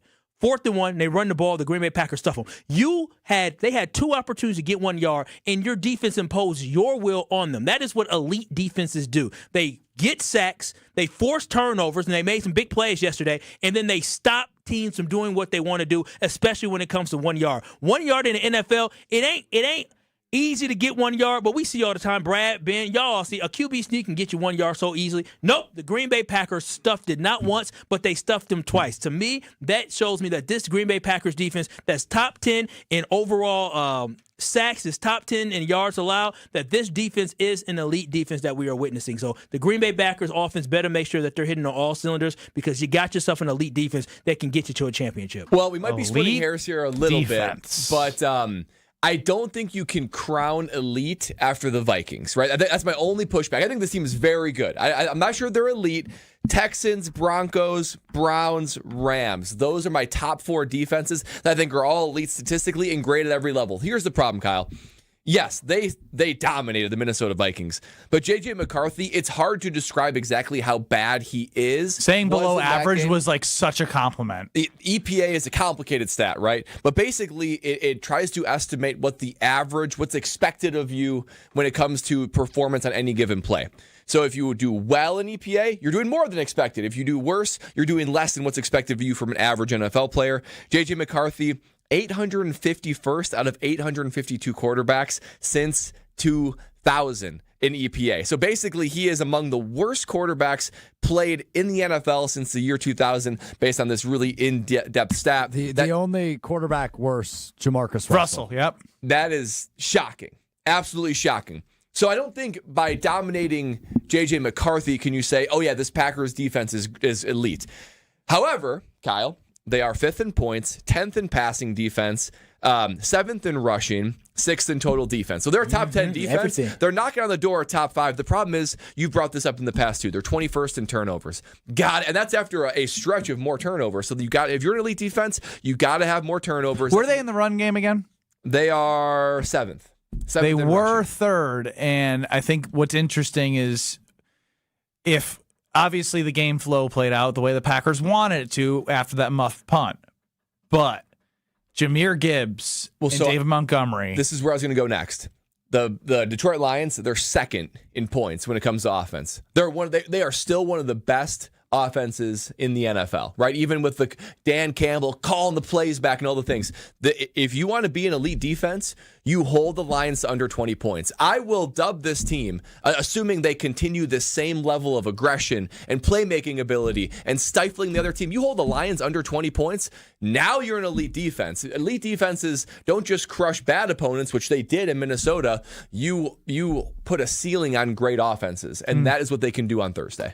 So assuming they do that, I will be in your camp. But if the Lions score over 20 points and they're effective and Jahmyr Gibbs is out there putting up 125 total yards of they're not quite there yet. No, this is what I would say to that is that I believe this defense is elite because when you look at their opponents when they play great teams like the Eagles who have offense has been inconsistent. The Green Bay Packers defense was able to hold them, right? Like what I've seen from this team is that when we need this defense to step up, they have stepped up. Every single loss that happened this year, the defense was not at fault. It fell on the offense. That's and how true. often can we say that in the past for the Green Bay Packers? Almost never. And so for me, the defense seemed like they have given this team every single opportunity to win in every football game. And that is what a defense needs to do. Defense needs to keep up. Did they feel elite against the Giants, though? They against the Giants, they had some issues. Stopping the run was definitely some issues. Again, when they allow for these teams to execute these game plans, were able to run the football. But again, they still made the plays that they needed to in the end, where they got the turnovers. They did when they needed to put the football game away, which is so important. And again, I'll go back to JJ McCarthy. He's not a good quarterback, but JJ McCarthy against the Detroit Lions, he did exactly what he needed to do in order for that team to win. JJ McCarthy against the Ravens, they lost that football game, but he went for 248. Just last week against the Wait a minute. Just let me fit. He's historically one of the worst quarterbacks. You're throwing more qualifiers to help make them elite after the Vikings I'm not giving game. more qualifiers. What I'm saying is what the Green Bay Packers did, they made him look silly. He couldn't even throw the ball. Against the Chicago Bears, he led a fourth quarter comeback against the Bears team that may end up making the playoffs, how things are shaking out. But we were able to not allow for him to do anything. So all I'm saying is JJ sucks, but the Green Bay Packers defense was so damn good that they made him look abysmal out there. So they took a D quarterback and made him an F-. I don't even know if an F-. He was already an F-, and he stayed an F-. F- does not lead a team downfield to 2 touchdowns and back in a game where they take the lead late. That's not what an F- quarterback They does. literally got a short field turnover in which he had to make one throw. He led this team to a comeback. Stop. And for the record, you started this conversation about them being elite and then said, elite. How do you define elite? I don't care because I want to bring up the fact that everything he had said maybe isn't wrong, but we're going to find out more. And for you to even say after the Lions you can anoint them elite, that's too far. The Packers' toughest part of the schedule is the last half. And why you know it's the last half of the season is because you can look at what a strength of schedule is before the season even starts. It don't mean jack until games start being played. You now know that it's tough and you got to play the Lions. You got to play the Ravens, even though whatever. If I'm going against Lamar, I want to see my defense stop Lamar. I want to see them stop the Lions. I want to see them beat the Bears twice. Like, say what you want about the Bears. They've won enough games. We keep moving the goalposts. There's no moving the goalposts. It's called how the season progresses and who your opponents are. Look back at the records of the teams that they faced and look at the records of the teams they're about to play. So we get no credit for holding the Eagles to 2 you get points? credit, but you don't get to call a team elite when you're not in the elite categories, as Brad mentioned, of the other teams. We're through week 12, Kyle. They're top 10 in everything but top turnover. 10. That's not elite. Listen, this defense has not lost you not one single football game. That's because of the opponents they played. That's why I'm saying you're going to know if they're elite when you play the better opponents. Wait a minute. So the Eagles aren't a great opponent? Is that what we're sitting here saying? The majority of them. There is 12 games when you can only point at the Lions and the Eagles. That's what the schedule has given us. I know, which is my point, that when you face more good opponents later, you're going to have you're going to be better to able dissect and figure out if they are or are not. Are they good to great and even great? Absolutely. Can you call them elite until they do it against the better teams in the schedule? You can't. I would say, but they're on their way.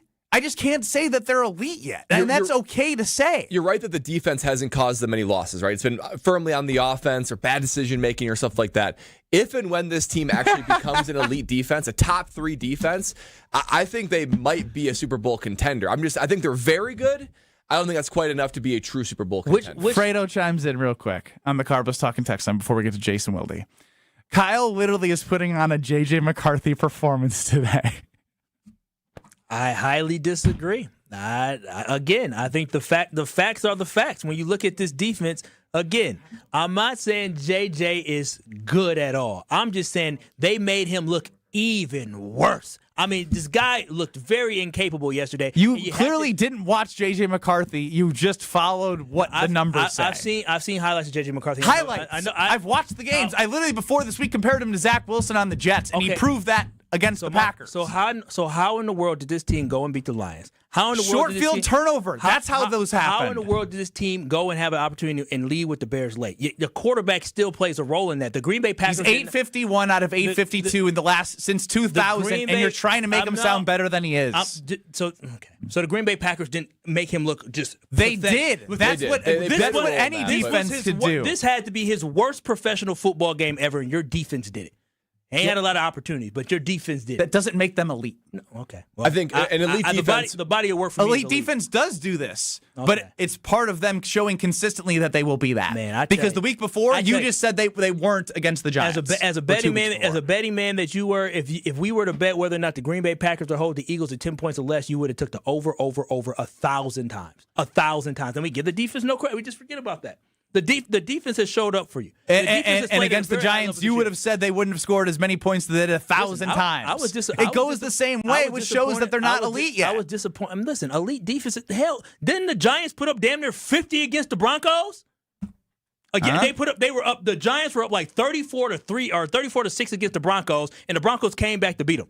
But sure, they shouldn't have. They shouldn't. No, but again, over the full season, they have better numbers than the Packers and metrics to prove that out. No, that's another great defense that they have down there in Denver. But I think the Green Bay Packers defense is elite, and I'm standing on it. What I saw yesterday just gave me even more confidence that this football team against the Vikings. It just pick after the Lions game, not after JJ McCarthy. They harassed that offensive line. They weren't able to run the football. We know they suck. They're 4-7. JJ McCarthy is the worst quarterback in the NFL. It's a good thing they did this. That doesn't mean they've become elite after the Vikings. Jason Wilde joins us next. This is Kyle Brust Nortman. Here's the worst thing that happened about Brad Nortman producing Kyle Brust Nortman, and is Kyle, you know what's going to happen? He's going to have so much softness in his heart for producers. I lost the guy. On ESPN Wisconsin and the ESPN Wisconsin app.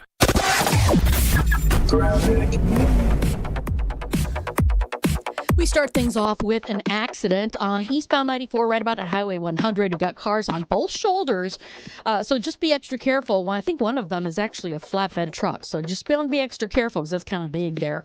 Southbound 41 slowing from Good Hope Road all the way down past Hampton. Eastbound 94 slowing down from 76th Street to Hawley. Westbound is backing up from 25th Street to Hawley Road. And checking the TMJ4 Storm Team forecast tonight, chance of rain or drizzle, patchy fog, a low of 43. Tomorrow, a chance for showers, a high of 52. Weather's brought to you by the Bartolotta Restaurants, offering the perfect holiday gift, a memorable experience with a Bartolotta gift card. Purchase yours at bartolottas.com, and happy holidays, Milwaukee. From the WTMJ Traffic Center, I'm Debbie Lazagon, 94.5 ESPN.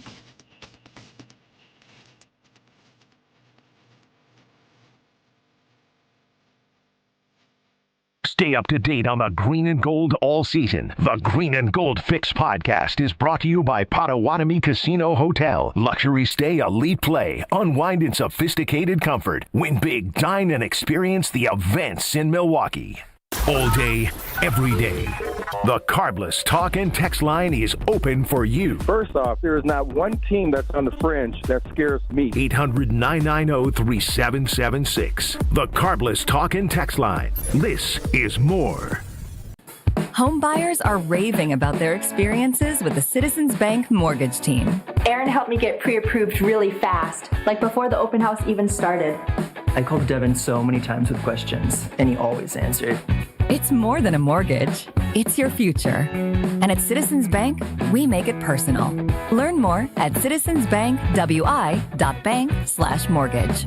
Citizens Bank is member FDIC and an equal housing lender. NMLS 746419.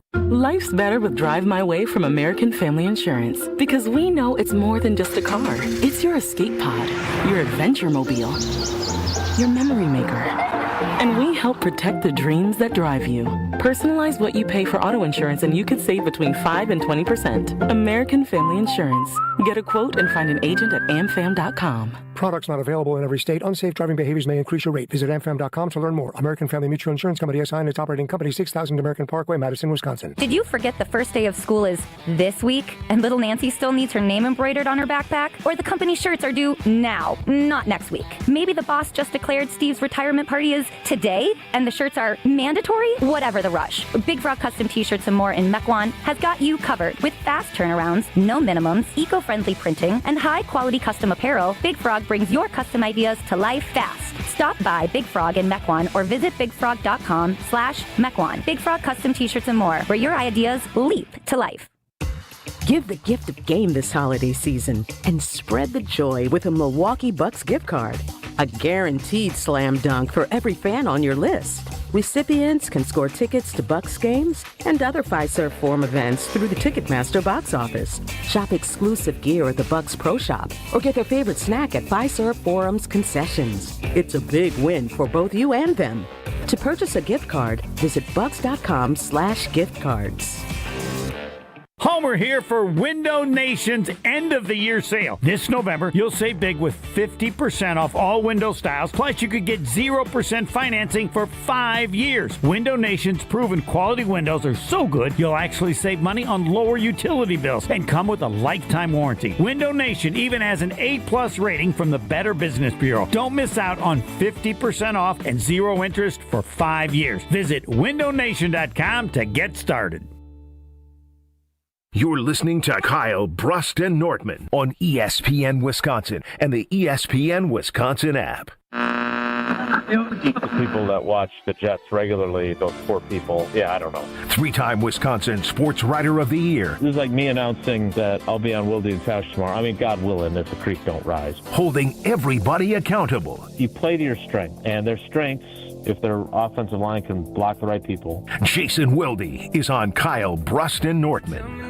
Do you want it? Jason Wilde joining us here on Kyle, Brust, and Nortman on this Victory Monday, brought to you by Palermo's Pizza, Wisconsin's hometown pizza with delicious brands like Palermo's, Connie's, Urban Pie, and Screamin' Sicilian. Palermo's has your game day covered. Find Palermo's in your local grocer's freezer. Jason, how are you? You can find it in my freezer. I got about 6 different ones. Love the Screamin' Sicilian. Yeah, they have something for everyone, thin and crispy. The I'm stuffed, the tavern style, the OG Screamin'. It doesn't get any better than Palermo's. Are you doing well? Well, I would be, but I happen to be scrolling through my social media. Are you guys okay? No. I'm glad you're here, Jason. What's on social? Like, I didn't. Well, you guys were there. I turned it off. There was so much yelling.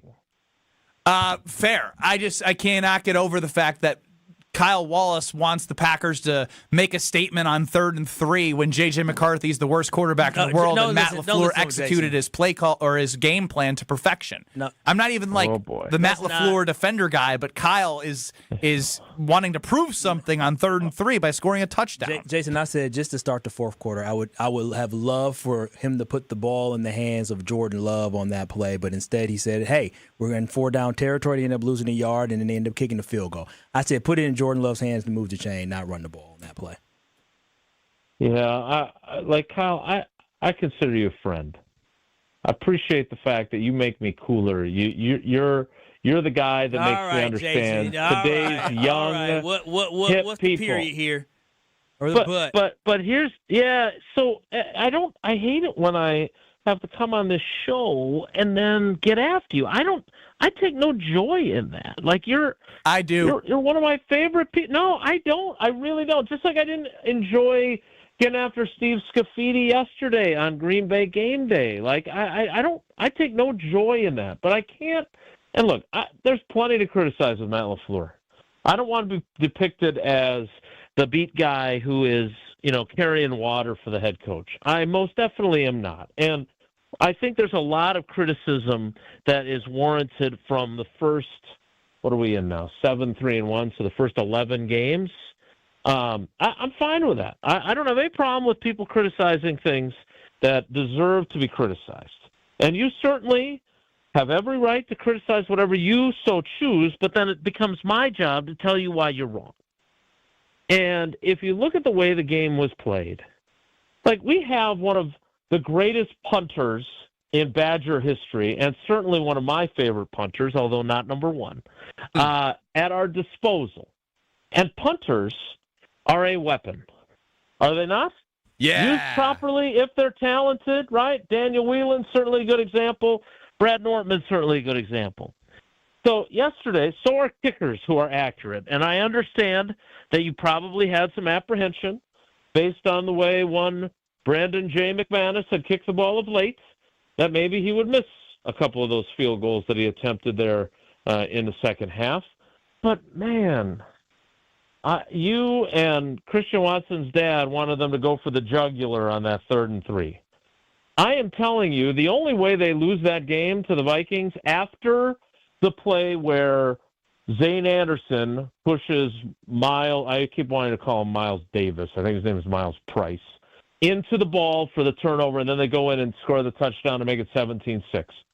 Do you really believe, based on the way they were playing offensively and the way the Packers defense was playing, and the fact that Christian Darrisaw was hobbling around till he left the game, their stud left tackle, did you really think that at that moment where you are wanting to make the statement or whatever, however you want to view throwing the ball on that 3rd and 3, do you really believe that the Vikings had it in them to come back from a 2-touchdown deficit at that point in the game? And that's why it comes about just putting the damn game away and letting your team execute. No. That's what it comes down to. No. Thank you, Jason. So let him speak. Wait, so Jason, why throw the ball 3 times the next drive then? All right, first of all, let's rewind to the discussion of this, okay? I don't think people are understanding how potentially significant, because Jordan Love played through it in the grand tradition of Aaron Rodgers trying to play with a broken left hand and Brett Favre playing through everything he played through. The same injury that Jordan Love has, now they can vary in severity, but the same injury that he has, a separation and sprain of the AC joint, which is where your collarbone meets your rib cage in your chest. That is the same injury that Carson Wentz was struggling in incredible pain to finish that game for the Vikings a few weeks ago. That is the same injury that knocked Baker Mayfield out of the game last night.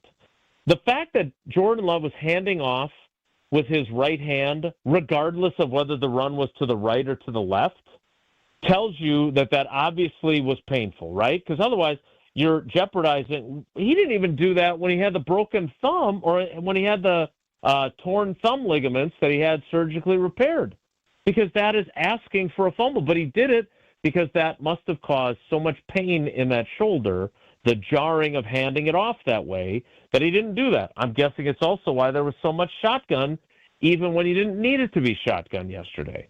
So by putting him in situations where he is throwing the ball frequently, probably puts him in greater danger.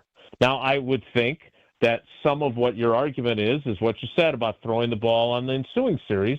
I get it. I'm assuming that Matt LaFleur was trying to keep people like you and people like you on his team happy by throwing the ball at least a little bit. But he called the same running play over and over and over again, not because he wasn't creative enough to come up with anything else. It's because he knew, and he learned his lesson from the Cleveland game. Browns game. Because and look, I still blame Jordan Love for throwing that interception. He deserves criticism for that.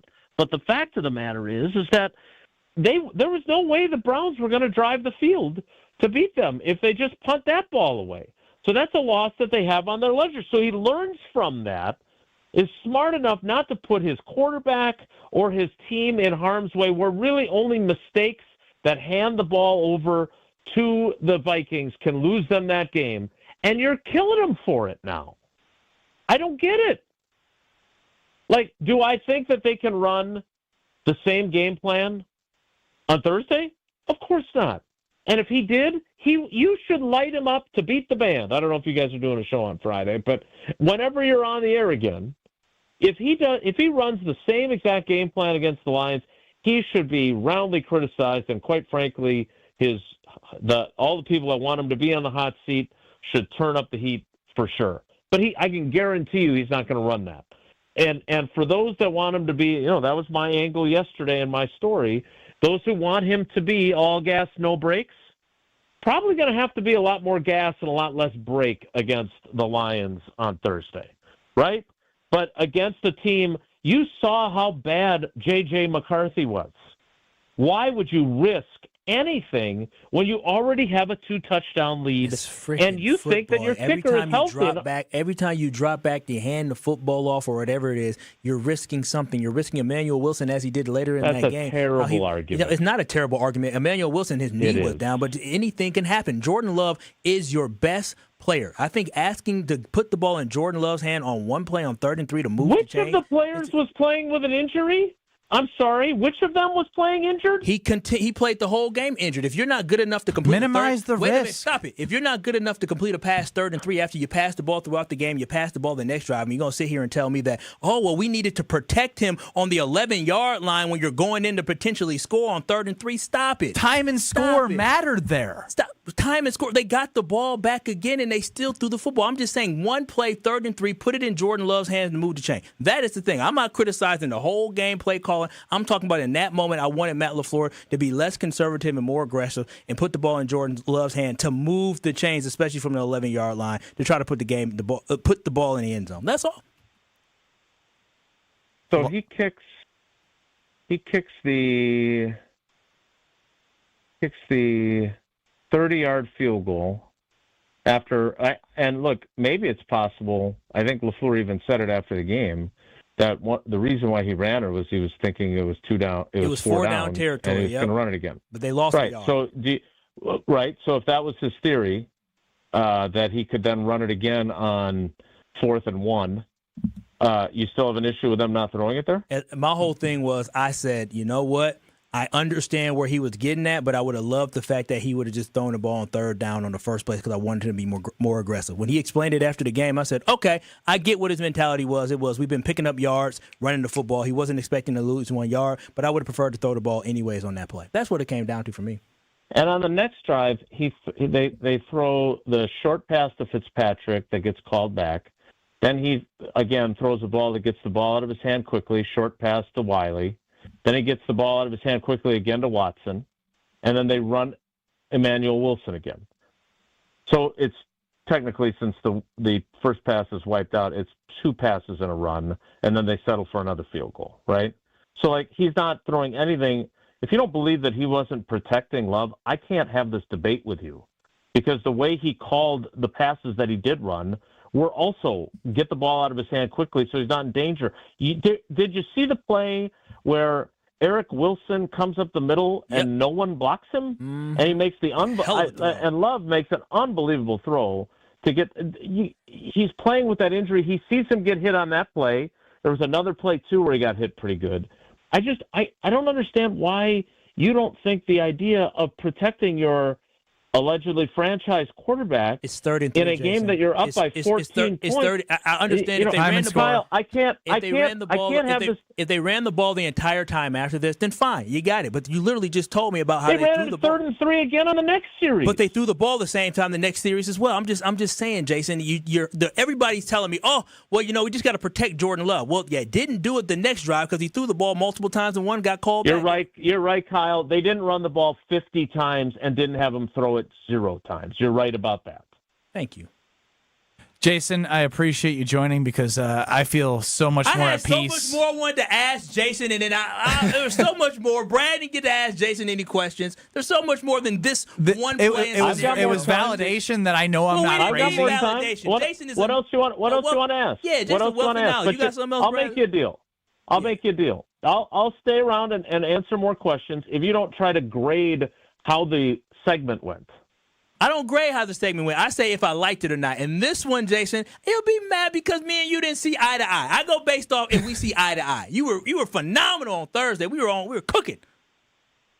I don't give you grades. So you grade it, but I don't give grades. Whether you liked it or not. Okay. It's just if you agree with his opinions or not. Jason, it's a bit. If you agree with me, I say, oh, Bulaga was phenomenal today, or Tausch, he was cooking today. Like last week, Tausch was good until he wasn't. Yeah, I don't operate that way. What was the question you wanted to ask?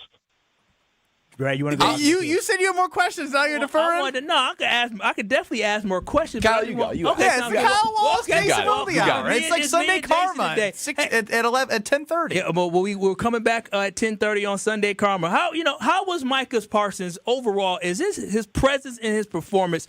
It's just changing his defense in this game. Like when this last game just happened with the Minnesota Vikings, his overall presence is just incredible. I mean, you got to say, Jason, at this point, this trade was a 100% win for the Green Bay Packers, was it not? Yes, I agree with you, Kyle. Thank you, Jason. Interview's going good. You're welcome. Jason. A+. Jason, Emanuel Wilson had an awesome game, obviously. Did he make a case in your eyes to get more touches even when Josh Jacobs comes back healthy? Well, it depends if Kyle thinks so I can agree with him or not. Look. No. That should be. Oh, Jason, you could have just ended there, and that would have been great because I was going to ask you one. You could have done the same thing. I want to give Brad the proper respect. I do think that he has made a case, and look, he made a case last year, right? I mean, people forget that this is a guy who ran for 500 yards last year, averaged just a tiny little smidge under 5 yards a carry. Like, he's a really good number two back, and nobody really knows him because he came from a tiny Division II school. And I just think that, there are teams in this league that could win with him as their running back. And so, and quite frankly, and I am not in any way anti Josh Jacobs. I am a big Josh Jacobs proponent. His contract is such that it makes me wonder if they will keep him next year. And by the way, for DMWB57, that is not arrogance. That is disagreeing with Kyle. I don't understand how he's arguing what he is, so it's confusion, not arrogance. I don't understand what exactly we're going to see in the coming weeks, because I do think Wilson has merited more playing time. I'm trying to look at the his snap counts for this season before yesterday, because he's obviously the clear-cut number two, and Josh Jacobs is on the field a ton. Josh Jacobs has played 58% of the snaps. I don't know if this includes yesterday or not. Emanuel Wilson had played 30.7% of the snaps. That's actually less for Jacobs than I thought, and more for Wilson than I would have thought. I was you took the words right out of my mouth. So Chris Brooks has played 14.5% of the snaps. Made so count. Brooks is in there. Yeah, I agree with Kyle. I like Chris Brooks a lot. Well, Jason, we do appreciate the time, and I do think is a worthwhile discussion, because there are, again, believe it or not, people who were coming to Kyle's defense on the notion of throwing it there, putting it in Love's hands, and going for the jugular. But I think we will move on from this, and maybe we try and get you Wednesday if we can make that work, because I'd love more time. Jason, you were good. Ben was bad.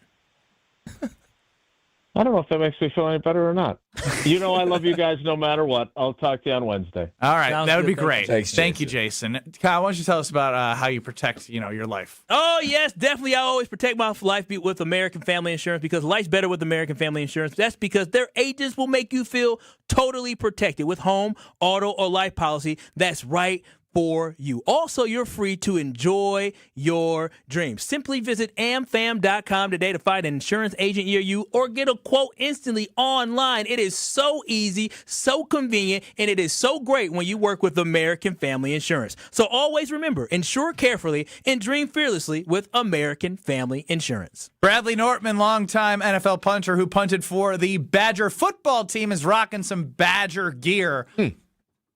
I got a declaration to make about the Wisconsin Badger football team next. This is Kyle Brust Nortman. Love you. What? Love you. Love you too. On ESPN Wisconsin and the ESPN Wisconsin app.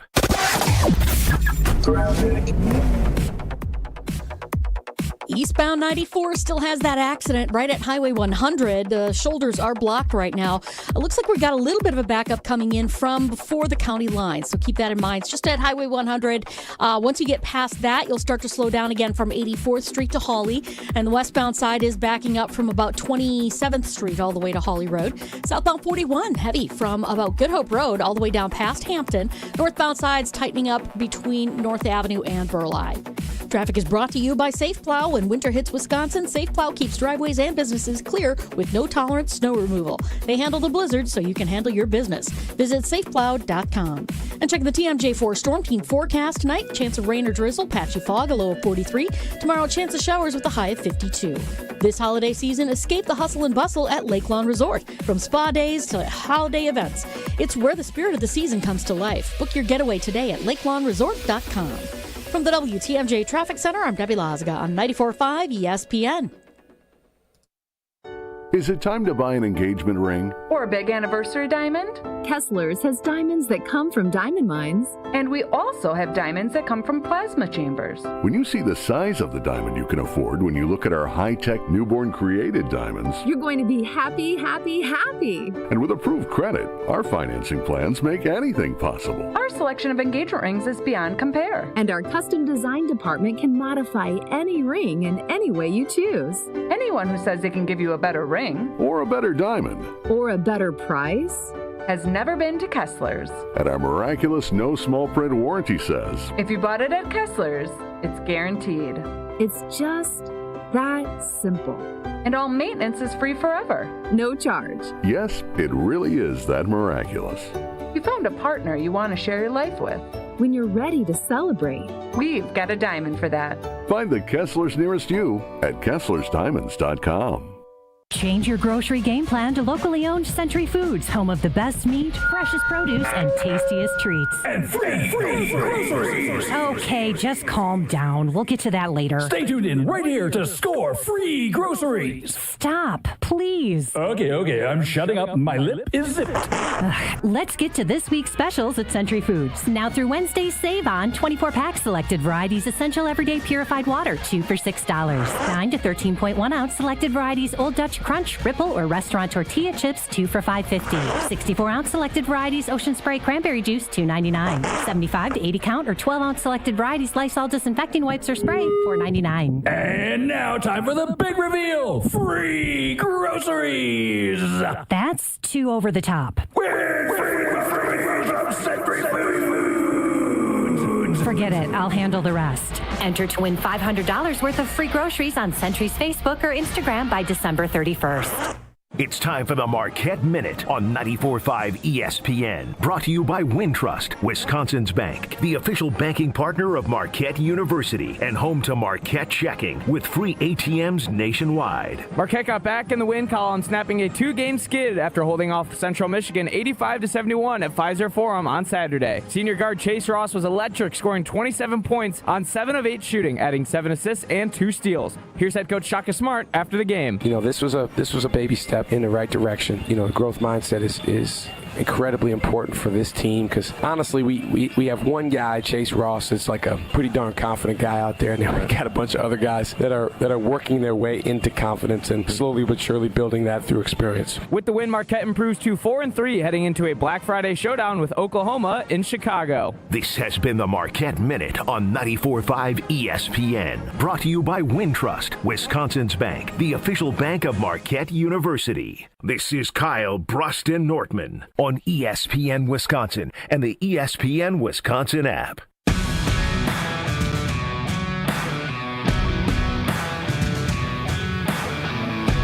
Ben Brust, Kyle Wallace, Bradley Nortman, Alex Strofer on the show. It's a Victory Monday brought to you by Palermo's Pizza, and you can get the Cheez-It Legendary Snack Cracker in frozen pizza form. Each crust is a giant original Cheez-It flavored cracker crust that's square-shaped, ultra-thin, and super crispy, and it's got the perfect amount of Cheez-It flavor. You got Italian 4 cheese, cheddar jack supreme, and pepperoni, and with that short bake time, you'll go from freezing to cheesing. As few as 8 minutes. Find Cheez-It frozen pizza in your local grocer's freezer section. Ben Brust, Kyle Wallace, Bradley Nortman, Strofe, doing a great job today. Thanks, Ben. You're welcome. On YouTube at ESPN Milwaukee and at ESPN Madison, and on the Carpus Talk and text line 800-990-3776. Now, the Wisconsin Badgers, second home upset against a ranked opponent. Let's go. What I will say is, I ain't apologizing for anything just yet or saying I'm wrong. But I'm willing to say that if they beat Minnesota and this team wins 8 games next year, I will give a public apology. I will go to Camp Randall. I will set up radio equipment. I will do the show outside of Camp Randall. I will have a pie me in the face stand. If Luke Fickell or any fan of the Badgers that is stuck through Fickell wants to come pie me in the face, you will have the perfect opportunity to do so. You got to beat Minnesota. You win 8 games. Public apology. I was wrong about the Fickell era. But until then, I hope they beat Minnesota because, again, the way this is all gone is I've never been like, I'm so happy the Badgers stink. I love Badger football. Do I still have the faith that this is going to all work out the way it should with how much you're paying the coach? I don't. But is it good to see wins? Yes, it is. Yeah, I mean, this has been a painful season. And Ben and I have worn, and Kyle, you too, have worn our frustration on our sleeves, right? I mean, we in real time, we're reacting, and we're trying to give our fans, and honestly, our own hearts, something to get handles on. Because when you lose games like they did, there's got to be answers. There's got to be something that changes. And to Luke Fickell's credit, and the Wisconsin Badgers' credit, and those players' credit, they made changes. And they're playing better football. They're playing with juice. They're starting to figure out that maybe we can't pass the ball. Maybe we just need to run. The defense is flying around. Ted Kellner came on this program and said there should be more money next year. All reasons for optimism. Now, this thing is not fixed, right? There's a long way to go. There's a long journey to win back fans, to actually win games on the field, to put yourself back to where Wisconsin football should be. However, about 3 weeks ago, I thought there was no bright spots, no silver lining, no light at the end of the tunnel. There's a glimmer. There's a glimmer there where I have like a little bit of optimism where if they still need to win the Axe, right? I mean, unfortunately, this has become a huge game and really something that matters. This isn't just we're going to beat Minnesota well on our way to a bowl game. That's not the case anymore. However, if this team can beat Minnesota and this team could turn it around next year, with the investment, 8 wins should be the expectation given the schedule, the reinvestment, and what Wisconsin football is in the 4th year of Luke Fickell. I will gladly applaud. I get no You don't want joy. to sit next to me and get pied in the face? I'll sit right next to you, Ben. All right. The thing is, I want that to happen. I agree. He didn't say pie gives in me face, no though. joy. It gives He'll me sit next to me, but no pies in the I'll face. encourage you to throw your pie harder at yes. Ben. You'll make the pies for them to put in my face. It gives me no joy to see the Wisconsin program in this state. I was so excited when Luke Fickell was hired and thought this could be it. So I'm wearing my emotions on my sleeve right there with you. But my emotions right now say there's a little glimmer of hope, and I'm liking what I'm seeing. Yeah, my biggest pet peeve with this overall program under Luke Fickell was the lack of development, right? We didn't see this team get better, but more importantly, this team did not play with heart. That team they had last year did not play for the W on their helmet. This team this year is playing for the W, but also they're playing for their football coach, and that's what you expect from a team that is mostly guys that are recruited by Luke Fickell. And so I love to see the development of a Catalano and a Posta as well on the inside, because now this defense has an identity where they're keeping us in football games. It felt so good on Saturday. And then a couple weeks ago against Washington, where you just kind of felt like the Badgers are going to win. Like early in that game, you kind of felt like, okay, you feel good about it like you did against Washington. So these are great victories for the Wisconsin Badgers. And now you can turn to Axe Week where you actually have hope that the Wisconsin Badgers can beat a very beatable Minnesota team. So this is a big game for the program, a huge game for the program, because now this is an opportunity for you to end your season on a high note where you win 3 of your last 4 football games, you beat Brett Bielema, and then you also beat a ranked Washington, and more importantly, you beat Minnesota at Minnesota. You run across the field to go grab that axe, and you celebrate feeling happy about yourself going into the offseason. This is a big game for the Badgers. This is our Super Bowl. What's remarkable is, I mean, the way this team was playing earlier in the season, they were playing so bad with so little heart. And what you just described, I mean, they were playing like they were one of the worst teams in college football. This team over the month of November, completely different team. If you would have still had the losses, but played like they're playing now, there would have been less criticism. There would have been less going on. So I can't wait for this game on Saturday. I can't wait to win the axe back, hopefully. And the meaning of that axe back has been a lot greater now than in prior years. Yeah, obviously you don't like sitting on the side where the season comes down to like where, you know, whether you're bowl eligible at 5 or 7 or not. Because they could be bowl eligible. I know. We could have a bowl game if they win here, fellas. We could be going back to me, it's not about bowling at 5 and 7. It's just continuing to give proof as to why people should believe. And Saturdays, I know I said it, that they don't exist. These last 3 weekends, because even in the first half against Indiana, they made people believe that something was there. And when you win 2 games, and this Illinois game, I think, was a perfect reason to rope people into, all right, we've now shown consistency. I love what Kyle said. Like, losing to Nebraska, Minnesota, and Iowa the way they did last year, to now at the end of this season, after Brett Bielema, the last time that Paul Chryst was the coach, kind of came in here and the changing of the guard happened, dominated you on that very same field. And you did that to them, winning in the trenches, the defensive line, getting the pressure. Like, there's things that you get excited about as a Badger football fan, despite if you believe it all will work in the end or not. It makes you excited to see like things that are like you could rely on. I always talked about how in the old 3-4 days of the system, it could be 3rd and 6 on Wisconsin's 30. And I'd be like, one of them edge rushers are going to come off the edge and they're going to knock them out of field goal range. Now it's like you got some brick walls in there. Rager, Posa, like there's some hard-hitting, tough guys out on the field on defense that give you pride. And does the offense look that great? No. But they find a way. They've been more creative, using a little bit more direction. Better. Carter Smith is running the football. Like, they're playing to their strength. Mm-hmm. And so you got to give them that. Is it a finished product? No. But they have me excited about watching them. Will it work? We'll see. I hope that they beat the Minnesota Golden Gophers and they win 8 games. Motor City Bowl, baby. And I'd love to sit outside Camp Randall. 5 and 7 bowl game and bring home the axe.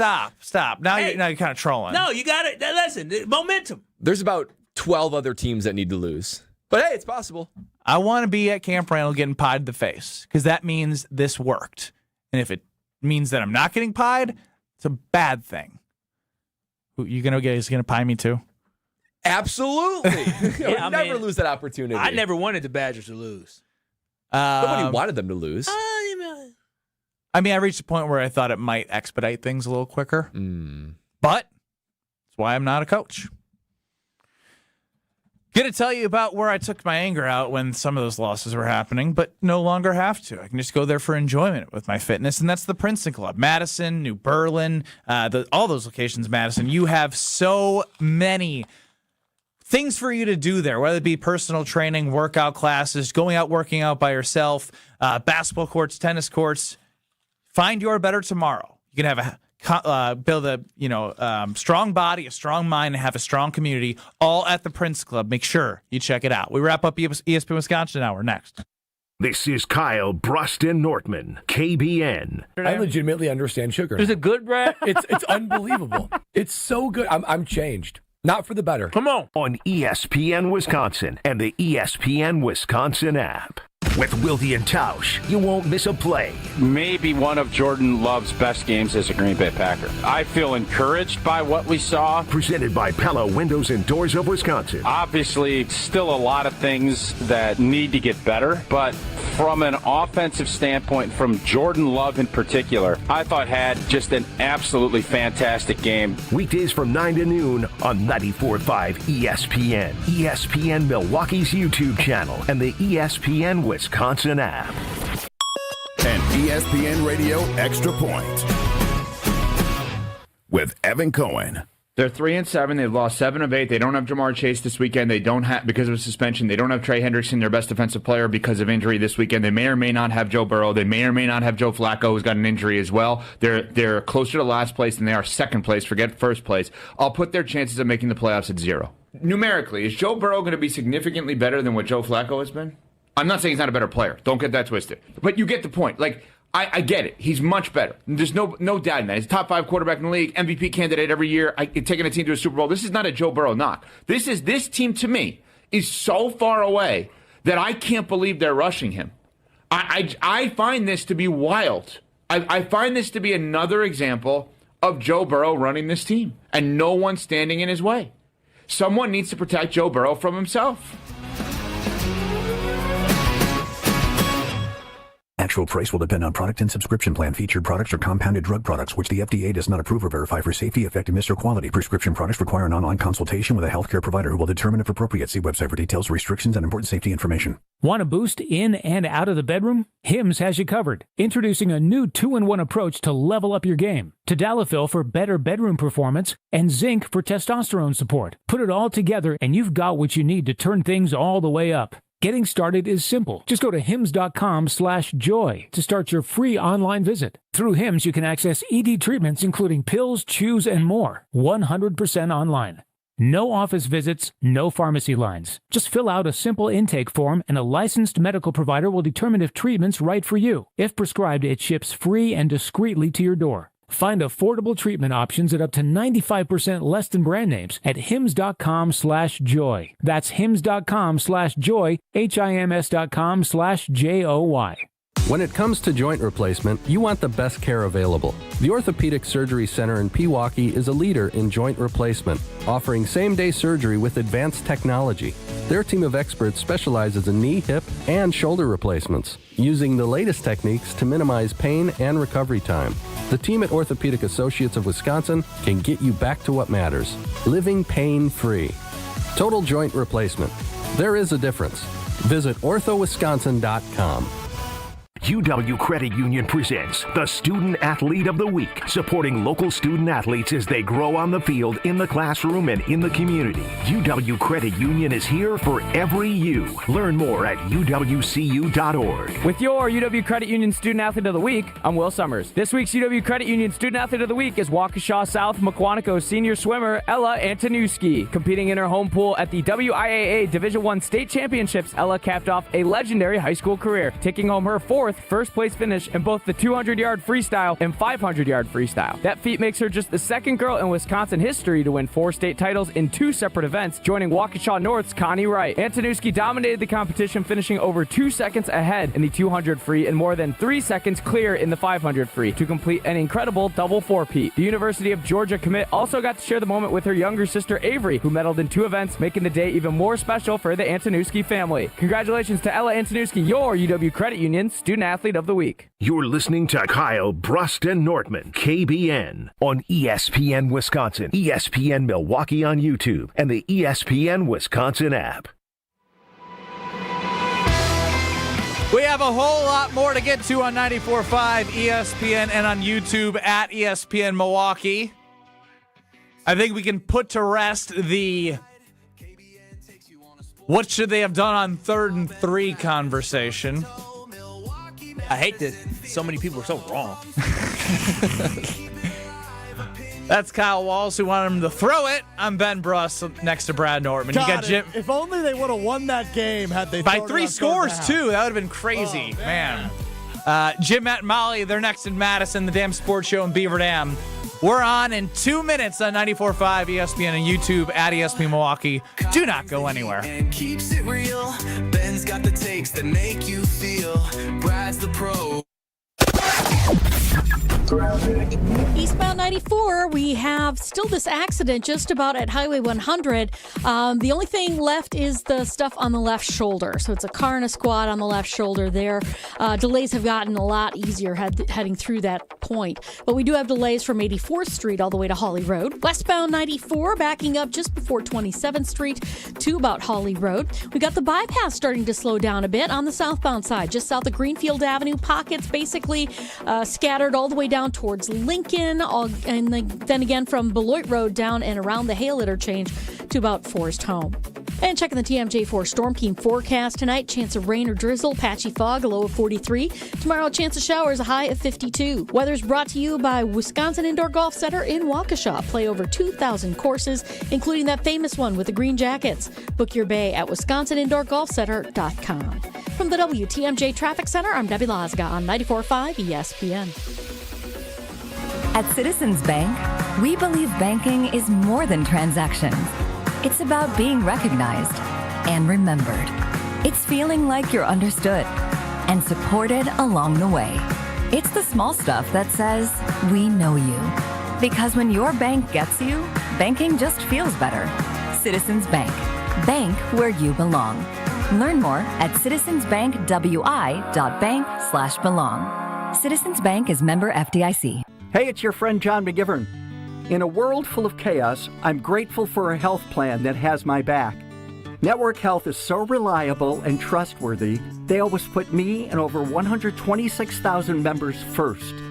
It's just what they do and what they've always done for over 41 years. Call 833-7-NETWORK today. HMO and POS plans underwritten by Network Health Plan. Compensation has been provided for using this endorsement of Network Health. Tune in to KBN every day at 2 o'clock. Kyle, Brust, Nortman. 94.5 ESPN is WKTI and WKTI HD, Milwaukee. A locally owned Good Karma brand station. Broadcasting live from the Gruber Law Office's One Call That's All studio at the Avenue in downtown Milwaukee. This is Kyle, Brust, Nortman, KBN on 94.5 ESPN. The ESPN Wisconsin app, and streaming live at ESPN Milwaukee on YouTube. The 414 Hour on KBN is brought to you by Siding Unlimited. Siding Unlimited is Wisconsin's leader in Pella window installation. Looking for new windows, siding, roof, and doors? Visit them at sidingunlimited.com. It's the 414 Hour at 4 on KBN. Skull! Skull! Skull! Skull! Skull! Skull! The way the crowd got into it with the defense, there's nothing better. I would probably say defensive celebrations after a turnover are better than touchdown celebrations. Yes, especially when everyone gets involved. The whole group comes in, like the way they like wave each other on, like I love it. Yeah, that is fun. It's all about team. It's fun. Nobody's getting fined for that, are they? But and they get to do that like once a month.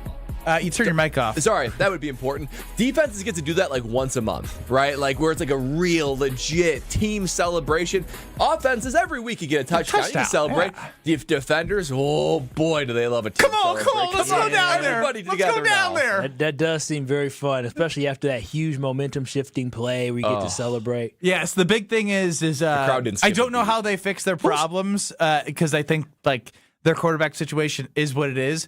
And so the good news is I have the utmost confidence either the Packers are playing for nothing in Week 18 or they're going to beat the snot out of them. And so they can't like do anything back at you this year, you know? Yeah, I don't think JJ's getting better. Yeah, I mean, what would be the fear? You go to Minnesota and they do a do a leap. They try to replicate just the real Lambeau quick. leap.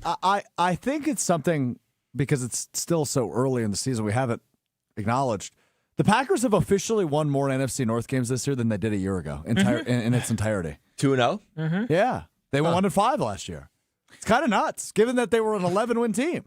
Stat of the day from Alex Strofe. I'm Ben Brust next to Kyle Wallace and Brad Nortman. Out of that? Well, I mean, like, I thought of it when What it they tells won. me is what it tells me is the hurdle was so low last year. Like that In terms was of the rest of the schedule? 1-5 in your division is so bad last year. Right. So the fact that they've only played 2 games, they've already cleared that hurdle. It's impressive and it should be celebrated for sure. But like it just tells me that last year's division games, they did horribly. I can't believe the Packers have all these division games at the end of the season. I kind of love it. I love backloaded divisional Would you, games. as a player, like this? I would like that. Not as a punter, but your other teammates that you talk to that have to grind the divisional games. My teammates would tell me that yes, I loved it. My teammates would love it. It's fun knowing that everything's in front of you, right? I mean, when you play, there is something about December divisional games that are just so exciting. There's a different juice in the crowd, and it's kind of fun when you play a team and then you play them again in like 2 or 3 weeks. Yeah, that's always seems odd where you play a team twice within 3 weeks. It is odd. It doesn't happen commonly, but obviously the Packers are going to do that with the Bears. The Giants and Eagles did that earlier. And it's it can make strange things happen because it's really hard to beat a team 2 times doing that. One of the reasons why I think Packers probably split with the Bears because it's just hard to do. But I think having divisional games late is one of the most brilliant things the NFL has done because it makes things move so much. It makes games matter, and it means that guys are playing on the field with just that much more juice. And, I mean, the way the NFC North is shaking out this year, I mean, all of these games, as you said, are going to completely matter for the Bears, the Lions, and the Packers. Having all these divisional games is going to be clutch and fun to see. Yeah, I mean, with all that being said, with all these games mattering and the bulk at the end of it, the Packers season is the next 2 weeks, right? I mean, if they go 2-0, they beat the Detroit Lions and the Chicago Bears, the Packers are going to win the division. That puts them at what? You can stamp that. 9-6-1, or excuse me, 9-3-1. They'd be 9-3-1. Here's why: if the Packers beat Detroit, and they beat the Bears, they're going to win the division. It's not a I was going to say, but it's a Brad Nortman stats plus gut certainty, and here's why: the Packers will win the division if they get to 11 wins. 11 wins will win the Packers the division. That'd be what? 11-5-1 is what their record would be. An opposing team, like the Bears and the Lions, would have to get 12 wins to beat them, right? The 12-4 would obviously beat them, but if they have 11 wins to higher losses, the Packers would win that tiebreaker. So if the Packers then have 9 wins, they only need 2 wins the rest of the year. One of those is going to be the Minnesota Vikings. Like especially if they're playing for something. The Minnesota Vikings are not going to beat the Packers in Week 18. So then you're telling me that between the Broncos, the Bears, and the Ravens, not an easy stretch, but you got to win one game out of those 3. If the Packers can win on Thanksgiving against the Bears, it'd be easy money. The Packers will win the division because also the other side of the coin is Chicago gets a loss, Detroit gets a loss. Bears play the Eagles on Black Friday. They're going to lose that game. I know the Eagles are sort of in a funk Oh, man, right now. you're putting a lot of... The Packers are going to win. The Bears are going to lose. I like that. I'm several chess pieces ahead, boys. My mind is like a guy who's like trying to solve a conspiracy behind him. So the Bears would have to then finish and win 4 straight, or the Lions would have to finish and win 5 straight. That's just not going to happen. Packers win Thanksgiving and against the Bears. They're going to beat the Vikings. You just got to win one game, and then the rest of the teams have to win out. This is not going to happen. Do you like Brad? So this is like Brewers math, but Brad math for the Green Bay Packers. It's projecting and prognosticating with a little bit of gut. I think you're prognosticating and projecting for the Green Bay Packers, if they do win those 2 games, it is a foregone conclusion that the Green Bay Packers are going to make the playoffs and they're going to win the NFC North. Because with those 2 games, it isn't just 2 victories. Those are 2 victories against very good football teams. I mean, listen, the Lions are still a very good football team. The Bears are not bad this year. They don't suck. The Bears still suck. The Bears don't suck this year. They beat bad teams. Now they're going to have to, step their game up as they go with the rest of their schedule. But the Green Bay Packers playing the Bears, they don't suck this year. Does the quarterback, Strofe, Caleb Williams sucks. Does he suck still, do you? TBD. We'll see. TBD, we'll see. I will say Ben Johnson doesn't suck. Ben Johnson does not suck. But if you win those 2 games... You can finish your thought. That's usually how this works. If you win those 2 games, the Green Bay Packers have momentum. The Green Bay Packers have confidence. And that means the Green Bay Packers are now hitting their stride, winning 4 games in a row as they get ready for that final stretch. So, yes, the Green Bay Packers, if they win these next 2 games, you can crown them the NFC. Waddle looking ahead for my co-hosts Brad Nortman and Kyle Wallace over to the KBN Sports Desk with Alex Stroh. This from ESPN Stats and Info. The Chicago Bears, the 3rd team in NFL history to have 8+ wins and a negative point differential through 11 games of the season. Oh, wow. That's crazy. All their games are close. All their wins are close. They got and then the stomped. Lions 52-21 them or something. So I mean, but they find a way to win. I give them credit because they keep finding. The Steelers do have a winning record, right? That would be the first time they beat a team this season with a winning record. Yes, they do. But they with a backup quarterback with Mason Rudolph. And they still put up 20. I mean, they're not an easy out. They're not a doormat. They're going to have to earn it, and it'll still be hard to beat them 2 times in 3 weeks. But I just look at this and say, if the Packers go 2-0 these next 2 weeks, they give them the crown. As Kyle said, crown them champion. I do not see a scenario where the Packers are not division champions. Can I play devil's advocate without any of our like shenanigans of like, you hate real talk here. So So let's say they do go to 9-3-1, right? They beat the Lions, and they beat the Bears. You're looking at the Ravens, who are playing for the AFC East, or is it East? North. You're playing the Broncos on the road, which is going to be a tough game against their defense. Kyle will be there. Wait. You're playing the Bears again, who, as you just said, are no doormat. No easy out. So I don't know.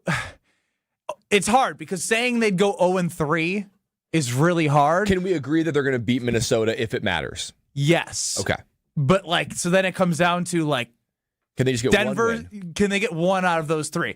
As again with the logic of Brad saying it's hard to beat a team in that short of a time frame twice. That's true. In the Bears, it is hard to do. Playing Denver on the road will be very tough, and then Lamar's Lamar in the regular season. So that's just my taking Brad's 2-0 and expanding on it and automatically crowning. I think it just might be a tad early. I think if they beat the Lions, I guess you did have the Bears losing to the Eagles. That is an assumption. You know what I mean? Embedded. If you have that assumption, then I'm with you. But if you just take it from a pure Packer standpoint, to get to 11 wins, I don't know if it's as easy as they're making it out to be. And you're already assuming winning 2 games. And I will. Your model is right. There's some embedded assumptions. I think with all the assumptions you're making, it's a little strong based off of the Packers' inconsistencies in the first time that they've showed what they can do in a complimentary game against a bad quarterback. Now, I believe that this team can utilize that despite who they played to instill some confidence, get Jaden Reed back? Micah Parsons is a beast. Jordan Love's been not turning it over all season long and playing at a high level. Yeah, I have confidence in the Green Bay Packers, but their schedule shakes out into something where we haven't seen them play as many good teams throughout a consistent week-to-week basis. That's the only scary thing in your model. I get that, and I get that the season ends in a challenging fashion, right? And you got to be able to get one of those wins between those 3 games. The other side of this coin is what the Bears and the Lions need to do if they're going to, because let's fast forward. Let's assume this happens. Let's assume that the Bears lose to the Eagles. Let's assume that the Packers go 2-0 over these next 2 weeks, right? I wonder what the probabilities are of those 2 things, genuinely speaking. Let's say Packers winning each game and then the Bears losing. So those 3 things, it's probably like a 20% chance, 20 to 30% chance. So that's what I'm saying. If this happens, the Packers have a 1.5 game lead, at least on the Lions, and a 1.5 game lead on the Bears. Right? And the Bears have a tough schedule the rest of the way. The Browns, meh. But the Packers again, the 49ers, and the Lions. And the Lions don't necessarily have an easy out either. They play the Rams still. The Cowboys who are playing better. Pittsburgh with Aaron Healthy Rodgers. Aaron Rodgers. Yeah, So your model with the strength of schedule for the others, if they do with all the assumptions that you say, a lot of assumptions. We're I can assuming get now. behind the Brad Nortman model with gut. And Brad, you're talking about teams that all are competitive, right? Like all those teams you just listed off, other than the Browns, I believe, are playing for something as well. Yes, and that's you the use thing. the word competitive a lot. I'm glad you said playing for something like playoffs or have a winning record, because you used the word competitive with the New York Giants 2 weeks ago. And that's the thing, right? If playing that way, they can't finish. Even if the Packers do go 0-3 in that stretch, you're talking about the Bears or Lions being able to get just one loss. almost winning out the whole way. That's what it would take for them to then take the division. So it's a high hurdle for either the Lions or the Bears, even if the Packers go 0-3 in that stretch. It just goes to show that these divisional games, right? So you can sweep the Lions. You'd at least go 1-1 with the Bears, and you're talking about shifting the standings just in the snap of a fingers, and having one final game against the Vikings. These next two games, I usually don't do this, especially like as a former player, and like you don't want to say, oh, these two next week, but you're doing it. But I'm doing that because this uniquely sets up where you're playing the other top teams in the NFC North and how that goes for you, and then the rest of the year, it is not a mathematical certainty. What do they say about assumptions, Bradley? Did your parents teach you that? Yeah, it's makes a butt out of you and me. Yes, that's the right way to put it. That's the PG way to put it. PG around here. PG. Victory Monday is brought to you by National Liquor Mart. Did I say Mickerlart? I think I did. Love Jose. National Liquor Mart on 16th National in Milwaukee. Stock up on the best beer, liquor, seltzer, and spirit deals in town. Open 9 to 9 daily. Your game day headquarters all season long. All right.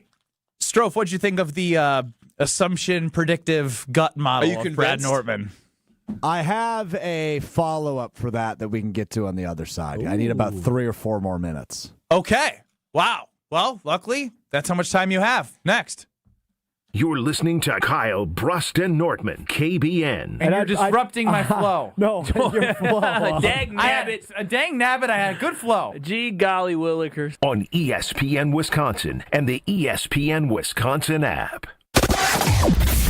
Eastbound 94, still seeing delays from 84th Street all the way to Hawley Road. Westbound's backed up from 25th Street to Hawley. Southbound 43's got some backups basically from Capitol Drive all the way down through the Marquette down to the KK River crossing. Northbound at least is moving along pretty well at this point. Traffic is brought to you by Infinity Exteriors, dedicated to saving our communities from unscrupulous contractors. Mother Nature can be unpredictable. Your roof, siding, and windows shouldn't be. We install peace of mind with transparency and quality guaranteed. Visit infinityexteriors.com. And check the TMJ4 Storm Team forecast tonight. Chance for rain or drizzle, but patchy fog with the low of 43. Tomorrow, chance of showers, a high of 52. From the WTMJ Traffic Center, I'm Debbie Lazaga on 94.5 ESPN.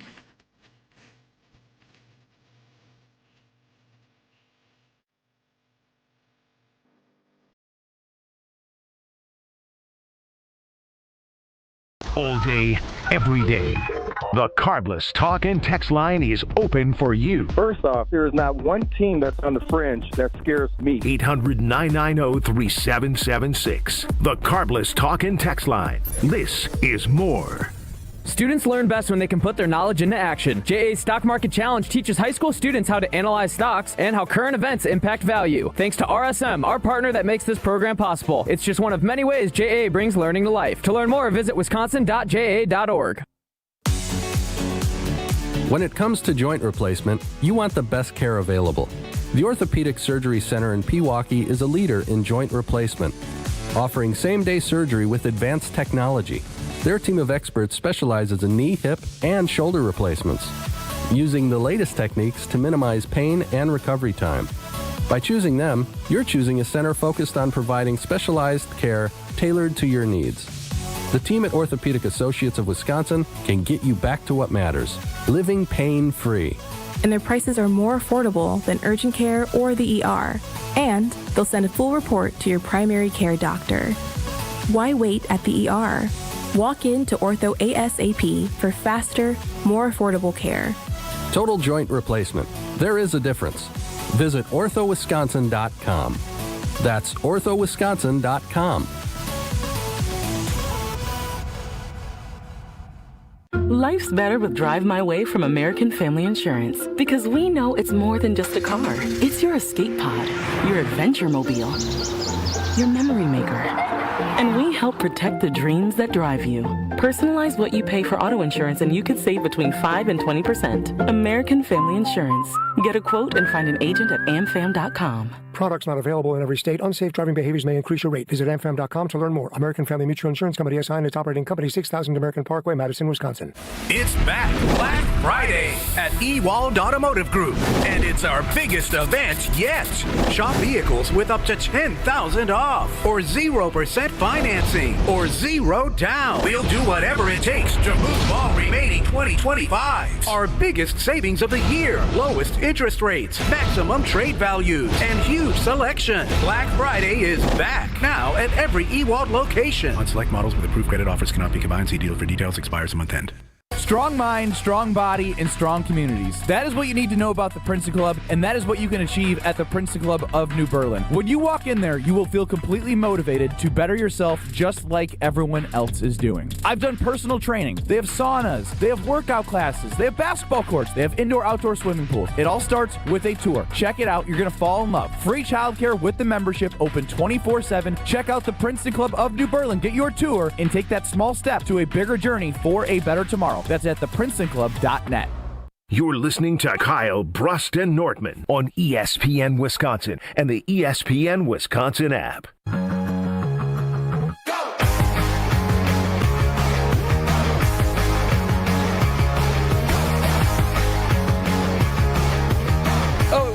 Now before I get in the car, drive home, and every time I do, I'm reminded, boy, my car is beautiful on the inside and out. That's all thanks to Tsunami Express Car Wash. They are the premier car wash destination. Hey, you're in the southeastern Wisconsin area. I'm reminded of that every time that I get in my car because it's that outside reflective clean and those interior clean. We have the free vacuums and do-it-yourself detailing tools. Man, it just feels like I drove my car right off the lot. And right now, they have a Black Friday deal that you, KBN Nation, are going to want to take advantage of. 10 isn't just the number of the quarterback in the green and gold. 10 is the number of dollars that will cost you for your first month of any Tsunami Express membership. That's right. For $10, you can get your ride looking showroom ready all month long. But you got to hurry. This deal starts today and it ends November 30th. So it's available for in-store members, for in-store offers for new members only. So if you want that $10 first month of your Tsunami Express membership, go into the store, tell them you're a new member, and they're going to hook you up. Your first wash is always free, so stop by and start saving today. Make that car beautiful with Tsunami Express Car Wash. It is a Victory Monday brought to you by National Liquor Mart on 16th and National in Milwaukee. Stock up on the best beer, liquor, seltzer, and spirit deals in town. Open 9 to 9 p. daily. Your game day headquarters all season long. Strofe, have you cooked something up as Brad Nortman has created the Brad modulator of predictive probabilities of Packers winning the NFC North, assuming they win the next two games and the Bears lose to the Eagles? Sort of. So I would like to introduce you to something I didn't know existed until about 10 minutes ago called the Monte Carlo simulation. Oh, yeah. Monte Carlo. We do that in finance all the time. Can we get a little information on this Monte Carlo, not car thing? A computational technique. Can I describe what it is?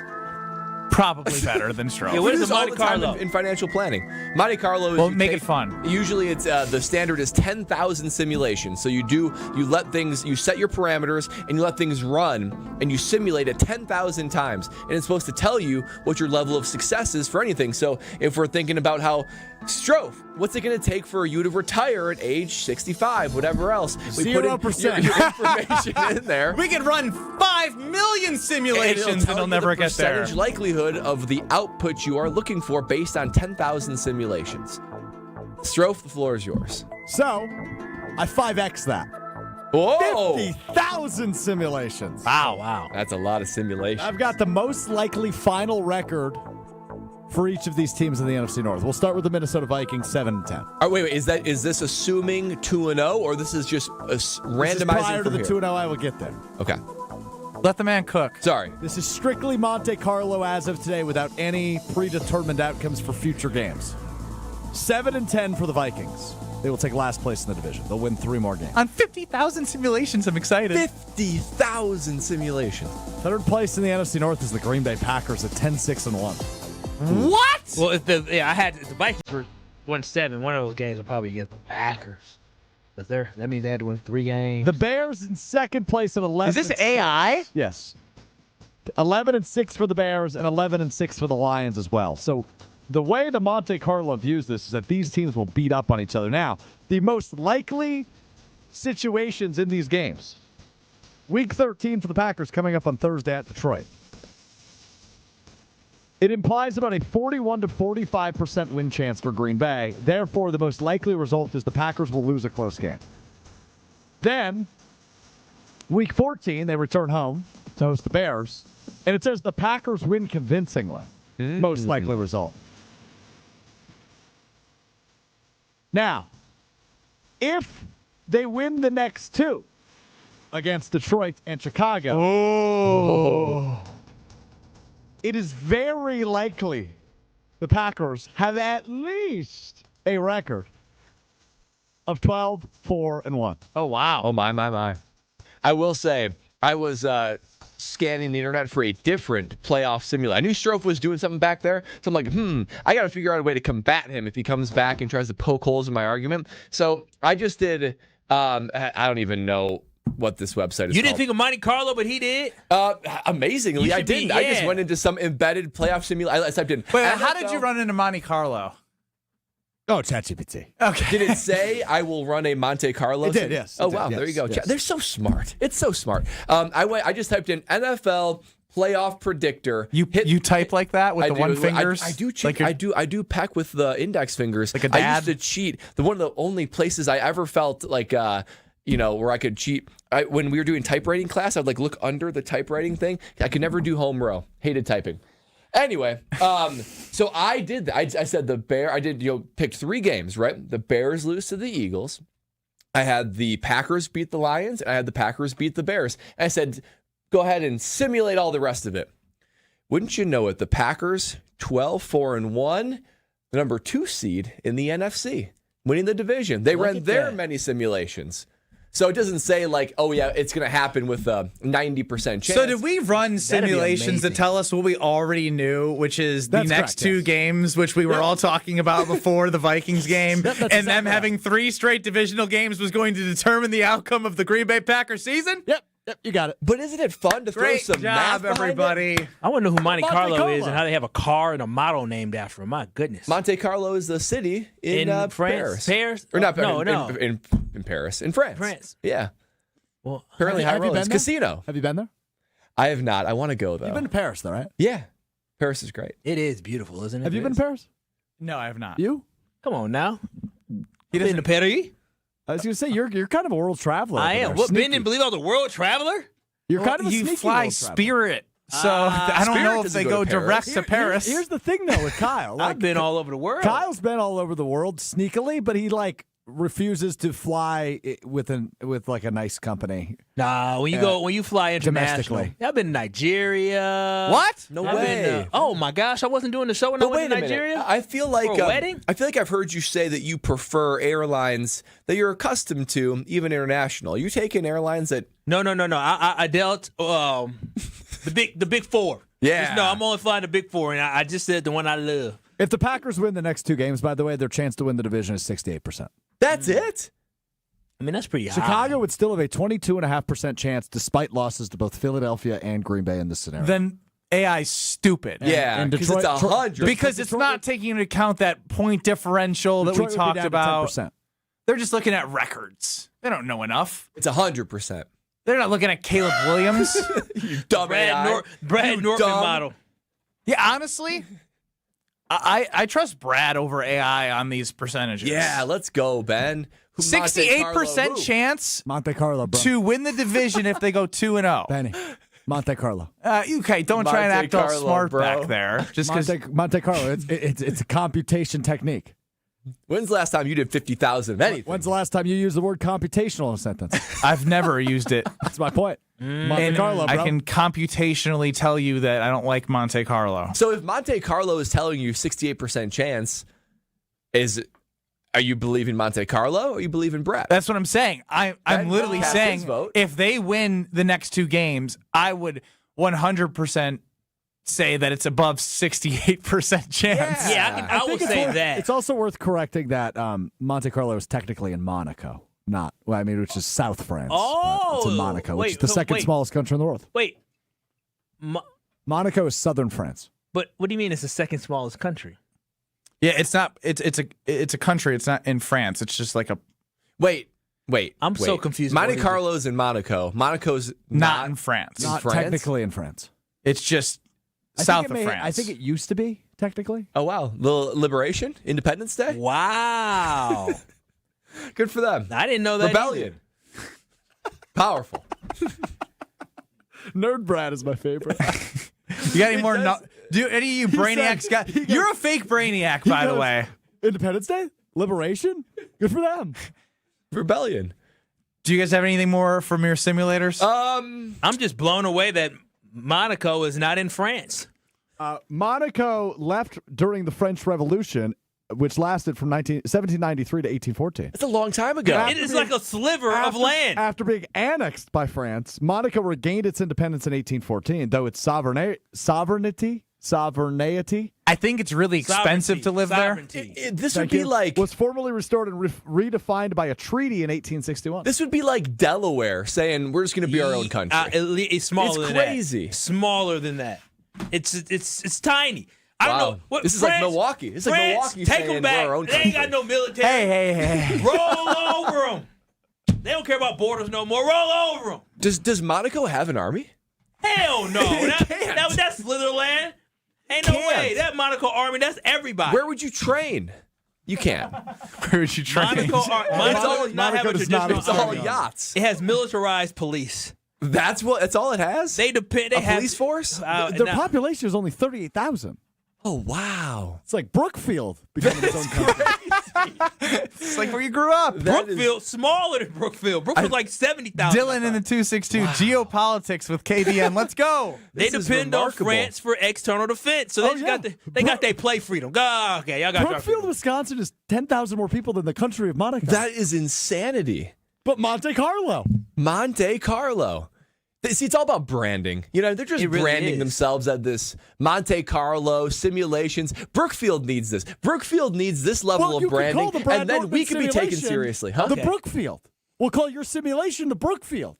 I'm the Brookfield against the Monte Carlo. Yes. Team Brookfield. Bring it on. I like your simulation better than Monte Carlo. The Brookfield simulation. This has been a life-changing segment. My life's changed. I'm not going to lie. I love history. I did not know Monaco was its own country. That is a good "Are you smarter than Ben?" I would have known because Monaco is a race in Formula One. That's a dream of mine. But what does that have to do with it being in France? I thought Monaco was like a region in France. Yeah, I'm smarter than all of you guys. I always thought it was like a city-state. Wait, now Ben is swearing up and down. No, I'm not a lie. No, you not. My dream race is Monaco. I knew it was his own country. Why didn't you butt in when we're because I was watching you idiots go to work? He's lying through his teeth. He had no idea. It's a victory Monday. Is your life changed? I'm telling you, I feel smarter now. I do too. I can't believe I had a work meeting, so I popped out for a bit. Just tuned back, and Kyle's yelling for France to take over Monaco. What did I miss? Wheel of Strofe next. This is Kyle, Brust, and Nortman. Hey, Gabe, also, did you call us idiots? Yeah, it's exactly what I called you. Yes. On ESPN Wisconsin and the ESPN Wisconsin app. Well, we got a new issue now on the ramp from 43 southbound to westbound 94 in the Marquette. We got a crash on the right shoulder, so watch out for that. It's already going to be backed up from Capitol Drive all the way down through the Marquette down to the KK River anyway, so just keep your eyes open for that. Southbound 41 got backups just south of Good Hope Road all the way down past Hampton. Northbound sides backing up from just north of Mayfair Road all the way up almost to Capitol Drive. And then we've got delays on the bypass from about National Avenue down and around the Hale interchange to just past Forest Home. On the westbound side, it's just tightening up right past Loomis. And checking the TMJ4 Storm Team forecast tonight, chance of rain or drizzle, patchy fog, a low of 43. Tomorrow, chance of showers with a high of 52. From the WTMJ Traffic Center, I'm Debbie Lazaga on 94.5 ESPN.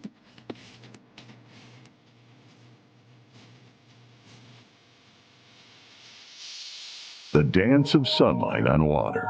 Shimmering, sparkling, beautiful, hypnotic. Houses that overlook a gorgeous body of water are the most highly desired houses in the world. The Bellamare collection of fine jewelry features classic white diamonds, flanked and surrounded by rare and exotic blue diamonds. Bellamare means beautiful water. Bellamare, sunlight on water, glimmering and twinkling. The dance is enticing. The look is spectacular. The impact is exciting. Blue and white diamonds created in the heart of Mother Nature. Will dance and sing on the body of a glittering, sparkling woman. Bellamare. This blue and white beauty of sunlight on water should be worn on the fingers, the wrist, the neck, and the ears of the woman you love. The Bellamare collection is available only at Kessler's. We do diamonds better because diamonds are what we do. For the location of the Kesslers nearest you, visit KesslersDiamonds.com. Crisp air, cozy sweaters, and a home that's actually ready for fall. Exterior Pros and Baths is giving $3,000 off roofing, siding, windows, or bath remodels this month. Don't let your home be the only thing falling apart this season. Visit extpros.com or call 262-800-4274. That's extpros.com or call 262-800-4274. Exterior Pros and Baths, because your house deserves a little sweater weather too. Welcome to Jackpot Land this fall at Potawatomi Casino Hotel. Play your favorite games with your Potawatomi Rewards card all fall to win your share of thousands in prizes each month and earn entries into the big December Jackpot Land prize drawings. Your October, November, and December entries all count. Win thousands in cash or reward play. Welcome to Jackpot Land, only at Potawatomi. More info online. Must be 21 and a rewards member to play. Hey, it's Gary Ellison for Wisconsin Indoor Golf Center. Looking to escape the cold or take a midday break? Get your game on at Wisconsin Indoor Golf Center, where it's always golf season. Play more than 2,000 courses, including over 50 right here in Wisconsin. And even that famous course where they hand out green jackets. Top tech simulators, great food, and the best Bloody Marys around. This is your year-round slice of summer. Bays start at just $35 an hour, Monday through Friday. Book your bay today at WisconsinIndoorGolfCenter.com. In football, what does every great team start with? A strong defense. Same's true in business. Defense against what? Cyber threats. That's why companies use Trend Micro. What do they actually protect? Your network, your data, your people, from ransomware, phishing, and more. So it's not just antivirus? Not at all. Trend Micro has a full defensive playbook trusted worldwide for over 35 years. Sounds like the kind of defense every business needs. Exactly. Don't get blindsided. Go to trendmicro.com and see how enterprise security is done right.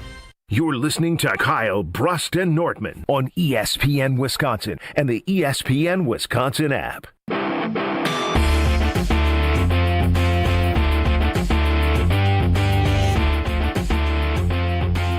Victory Monday is brought to you by National Liquor Mart on 16th and National in Milwaukee. Stock up on the best beer, liquor, seltzer, and spirit deals in town. Open 9 to 9 daily. Your game day headquarters all season long. Time now on Kyle, Brust, and Nortman across 94.5 ESPN, streaming on the ESPN Wisconsin app and on YouTube at ESPN Milwaukee to hear from Alex Strofe on the Wheel of Strofe. It's time for the Wheel of Strofe. No more geopolitics in Wheel of Strofe, okay? Let me tell you about the Vatican City. Powerful. Another day, another buckaroonie. Time now for the Wheel of Strofe here on KBN. I've got topics, I've got questions, I've got thoughts, I've got questions. You never have thoughts, you just have questions. That's not true. I got some thoughts. Luxembourg's another one. Not to be confused with Luxembourg, Wisconsin, right? Also, quickly, wait. Do you know who the last ambassador to Luxembourg was? No. Tom Barrett, the former mayor of Milwaukee. I did hear that. He left his seat as mayor to become the ambassador of Luxembourg. It feels like a very cush job. Wheel of Strofe. I take that too. Wheel of Strofe. Any other ones? No.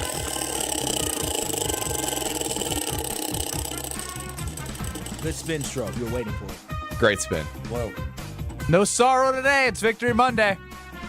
From Dan Graziano yesterday at 8:55 a.m. Aaron Rodgers arrived at Soldier Field about 20 minutes ago. walked one lap around the field, flipped off a couple of the cameras that were filming, and went back inside.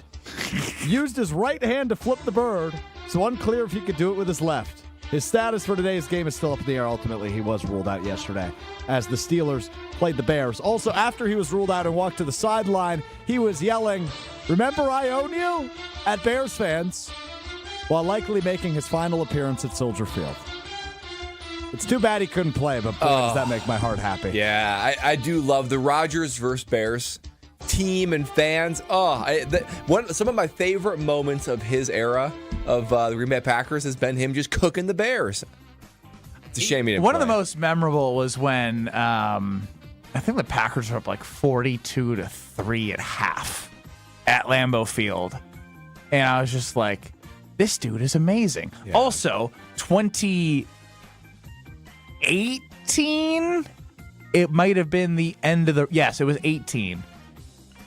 Dude went to the locker room on a cart with a knee, and he came back and he put a dot on Geronimo Allison in the right corner of the end zone from 45 yards, and I was like, what is this guy? Who is this guy? I love the way he walked out. He did it just like his boy David Bakhtiari did. David Bakhtiari walked off the field, flipped the bird. I guess his last. That was it, but no, it wasn't his last. I think that was his last. Was game his last game as a Packer? I think so. I think week 1 against the Bears. Yeah. He tried to come back. Remember, I think he tried to come back late and hurt his knee or something like that. Remember before the playoffs. But there's a great picture of it. Yeah, it is. This is. I'd get that framed. Or maybe that was his last game the following year. But anyways, I love the fact that Aaron Rodgers did this. When I saw this story, I said, this isn't real. There's no way he did that. Aaron Rodgers walked around, flipped the bird. Why would you assume that Aaron Rodgers' story isn't real? I saw a video of him flipping birds to the cameras. It just seemed wild. I love this about Aaron Rodgers. He will be missed when he retires from the NFL. And I will say, this whole storyline from start to finish, on the way to the Super Bowl that he won, you beat the Bears in the NFC Championship game, and you end with "I own you," flipping people off. I mean, it's just a beautiful, beautiful thing. They hate Wheel of Stroh. They do hate him. As they should. Good spin, Stroh. Yeah, Stroh. Still spinning, Stroh. So strong. Yellow. Oh. How about the mid-off of mid-offs yesterday as the Cleveland Browns head to Vegas and take down the Raiders? That's not even a mid-off. That's just bad off. Gross off. First career win as a starter for rookie quarterback Shedeur Sanders, who said this post-game to CBS Sports. Win is crazy. It's amazing, off of 1 week of practice, you know what I mean? Just 1 week of practice. So imagine, what a full offseason look like. It get dangerous. But it's just a 1 week of practice, so I'm just truly thankful, So why are you rooting against him, Strofe? When did I say that? In show prep today? I didn't like how that came off. Why didn't you just say that? I thought you had thoughts, opinions. Well, I was. You just interrupted before I could get to that. Oh, why are you rooting for him to fail? I'm not rooting for him to fail necessarily. I don't really care. He plays for the Browns. But that's not what he said earlier.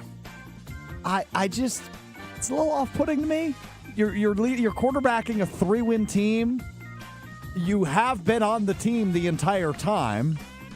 So how many wins do they have? You did get a full offseason. Now 3. He is responsible for 1. Yeah, I'd be pretty proud of that too. Flacco, responsible for 1 against the Packers also. Yeah. I don't think there's as much to this as people want there to be. I think he's better than Dylan Gabriel, but I don't know that that's necessarily a high bar. Do I think Shedeur Sanders can be a franchise quarterback? Jury's probably still out. He's super athletic, no doubt about that. He's not even that. He's not even superior. Do you why this was off-putting to me is it was more about him than it was the team winning? And obviously that's just one clip from a 3-minute interview. That's it. One clip from a 3-minute interview after people have been calling him cocky and all this. People didn't have a problem with Baker Mayfield being cocky. Oh, they did. They ran him out of town. People didn't have a problem with Johnny Manziel going up the Baker money. Mayfield won them a playoff game, and they got rid of him. Stupid decision. It was a stupid decision. But no, I get it. It is off-putting just saying that. You want people to be as humble as possible, but he definitely was still humble after the game in his post-game press conference. But show me the lie. I mean, you got a coach in Kevin Stefanski that really didn't seem like he was supporting him whatsoever, and he was a third-string. Right. That is he was a third-string quarterback who didn't get first-team reps. This whole thing, though, until he this hasn't week. done anything. He's won 1 game in the NFL. He's the first Browns quarterback. He's the first Browns quarterback since '96, I believe, to win their debut. There's been a lot of them. That's a stat. To their credit, there's been 40 some of them. Yeah. Deshaun Kaiser, former Packer, one of them. I think that this he's gonna have like a figurative target on his back now. I think opposing defenses, opposing teams look at this guy already probably not loving the bravado, and they're just going to tee off on him. I didn't realize until we talked about it in show prep, Deshaun Watson is still under contract with them? He was helping yesterday. Was he?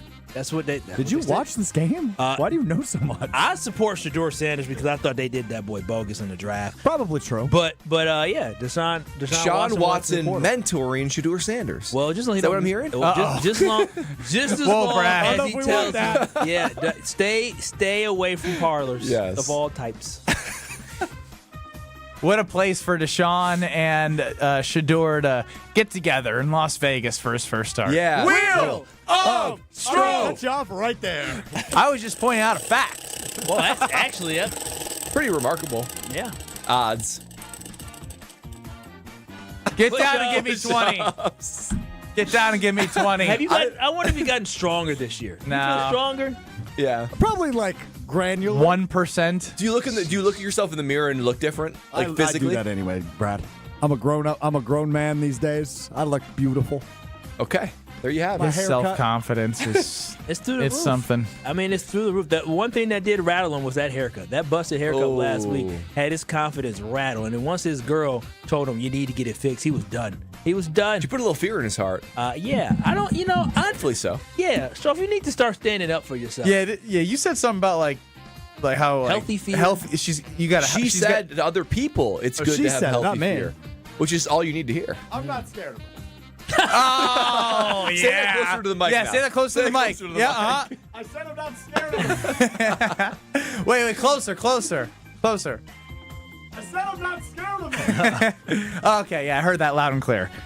Just like I heard on the Green Bay game day and Green Bay game night, talk about sit, mean sit. We did our Green Bay props and preview Friday for the dog of the game. Kyle landed Emanuel Wilson.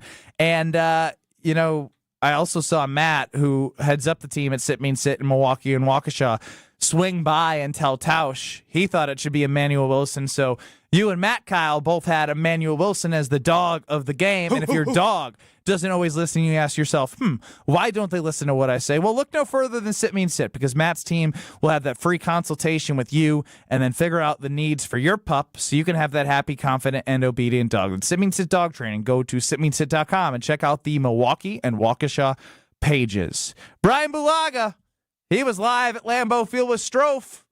He'll be with us next on Kyle, Brust Nortman before the Homer Hour. This is Kyle, Brust Nortman, KBN. Homer. This might be the dumbest thing that he has to have said in his career. On ESPN Wisconsin and the ESPN Wisconsin app. With Wilde and Tausch, you won't miss a play. Maybe one of Jordan Love's best games as a Green Bay Packer. I feel encouraged by what we saw. Presented by Pella Windows and Doors of Wisconsin. Obviously, still a lot of things that need to get better, but from an offensive standpoint, from Jordan Love in particular, I thought had just an absolutely fantastic game. Weekdays from 9 to noon on 94.5 ESPN, ESPN Milwaukee's YouTube channel, and the ESPN Wisconsin app.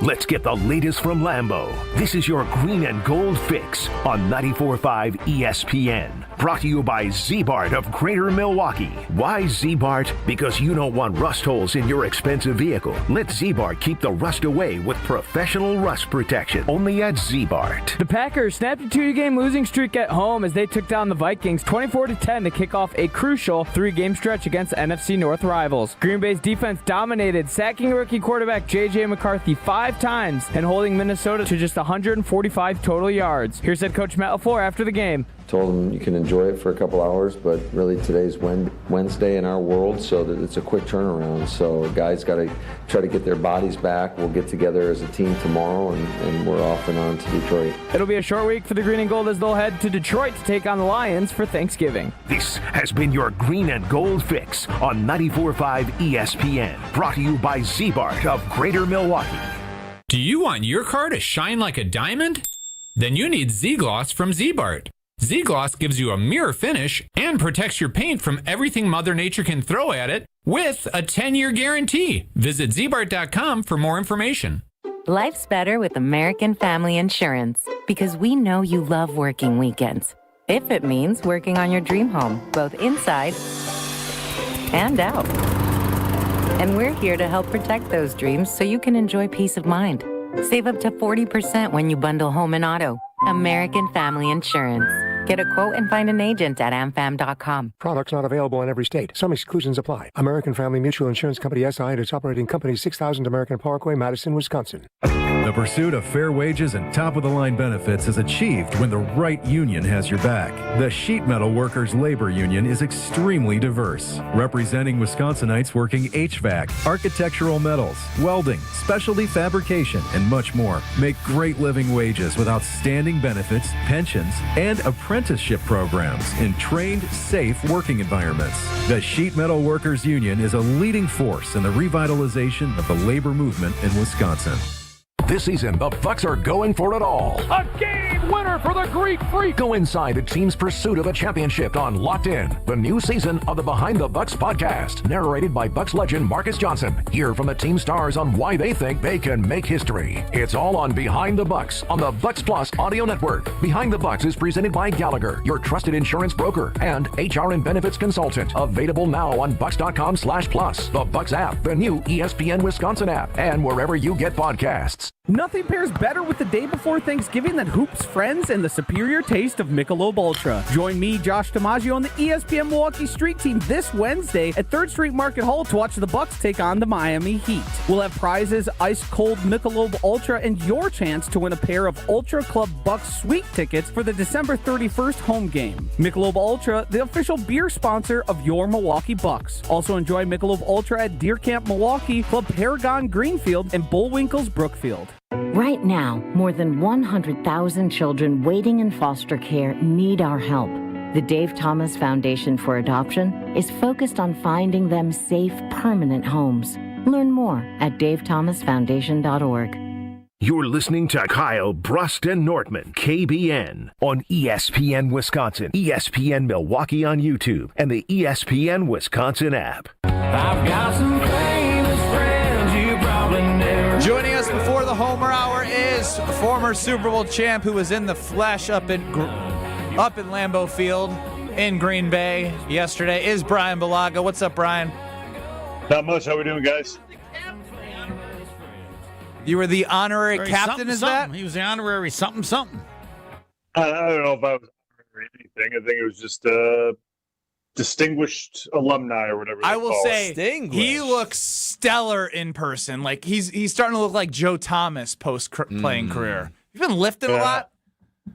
Yeah. I work out. Quite a bit. Gosh, I try. Why, Brian? Why? Because it's good for your health. Yeah, Brian. In my experience with linemen, you were either one of two guys. Like it was easy to like hold and put on weight, or you had like overeat to discomfort to be able to put on weight. What kind of one were you? I'm guessing the person that had like overeat like crazy in order to keep weight. Yeah, I had to eat a lot of food, and like it got to the point like as I got older, I was getting sick and tired of eating. Like it was getting harder and harder to maintain that level of intake, so to speak. Give us a perspective on what that is. Like, what were you eating, and like, what was the most discomfortable you ever felt? Yeah, I mean, like every morning you're eating like 6 eggs, and like you eat like obviously like bacon and eggs and sausage in that, and pancakes if they had them, and then obviously at lunch you'd have a huge lunch because then they do lunch a little bit before practice, so you try to get some food before that, and then obviously at dinner you would go all out, and then maybe something a little bit later that night, right? Like, so it was like food coma every night, every day. Especially in season, yeah, season. Dude, how could you eat? It was remarkable. How could you eat that much and go practice? Yeah, I would be slugging. Well, I mean, they'd give us about 2 hours to like prior to like that we'd get lunch like 2 hours prior to practice. So like it was up to you how much you were going to eat. Right. Like, I mean, you got to choose. So like, I always tried to like get fairly good portion of like pasta, big carb load before practice. Right. And like, obviously that equals up to so many calories when you're just smashing a lot of carbs. Oh, my stomach aches would be crazy. Yeah. Benny, Tommy, Benny. Yes. To witness some of these plates were just a sight to see. But Brian, I want you to to think about this for a second. I want you to cast your vote. Do you believe in the Monte Carlo simulation that says if the Packers win the next 2 games, they have a 68% chance of winning the division?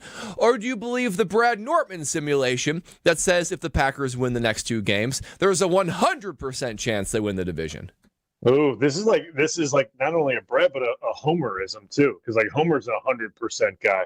How about that, Homer? What a compliment. Homer's a 100% guy. Not on That's this. how he- This Not on team this. does not deserve 100% for anything. Oh, wow. Other than that, man. you can't count on them at 100%. Oh my gosh! This should be a great Have fun, show. Brian, and This should be a great show. Yeah, this should be a Wait a phenomenal minute. show. You're going to argue that this team is if they up win and the down? next 2 games, They're capable of They're gonna being win as the crazy division. as they've been all year. They're going to win yes. it. They'll win the division Well, if they win the next 2 games. That's what Brad if they- Nortman's simulation I would says. agree, but not 100%. Yeah, I mean, I think if they win the next 2, I mean, if they win the next 2 games, I feel really good about them winning the division. Is it 100%? I'm kind of with Homer on this. What's it No, closer it's to, not 68 or 100? yeah, you did declare the division over after week 1 or 2, I did, Homer. and I admitted I was wrong after a couple weeks. Yeah. Yeah. You can count on this team for only one thing. You can't count on them. I'd say it's probably closer to the 68% than it is 100%. So I'd say like Wow. You're going with Yeah. the Monte Carlo 50,000 Wow. simulations yeah, I'd versus say Brad like Nortman. I was going to say Brian. like 75. I was going to say like 75%. With the tie break, with the 2 wins against divisional opponents, with that tie that helps after beating listen. those teams. I mean, I get it. Listen, like, but their last few games, their last chunk of this season is not easy. Like, let's just call it what it is, right? Like, it's not an easy end to the schedule. Other than Minnesota at the end. Yes. Do you count that as a Yes. W right now? Yes, I do. Okay, that's what we did. Yeah. So Yeah, we're they all will- aligned in that. Yeah. Yes, they will smoke Minnesota in Minnesota. Brian, Yeah. obviously we saw a big change on offensive line. Is Anthony Belton the new starting right guard for the Packers? I would have to assume that signs are pointing that way, and I didn't hear all of Matt's presser. I just saw a couple clips, and he seemed to be very complimentary of him after the game, I think. And it seems like it's trending in that direction. And Jordan Morgan struggled early in that game. I mean, I didn't get to rewatch it because I've been traveling today, but obviously I was there watching it.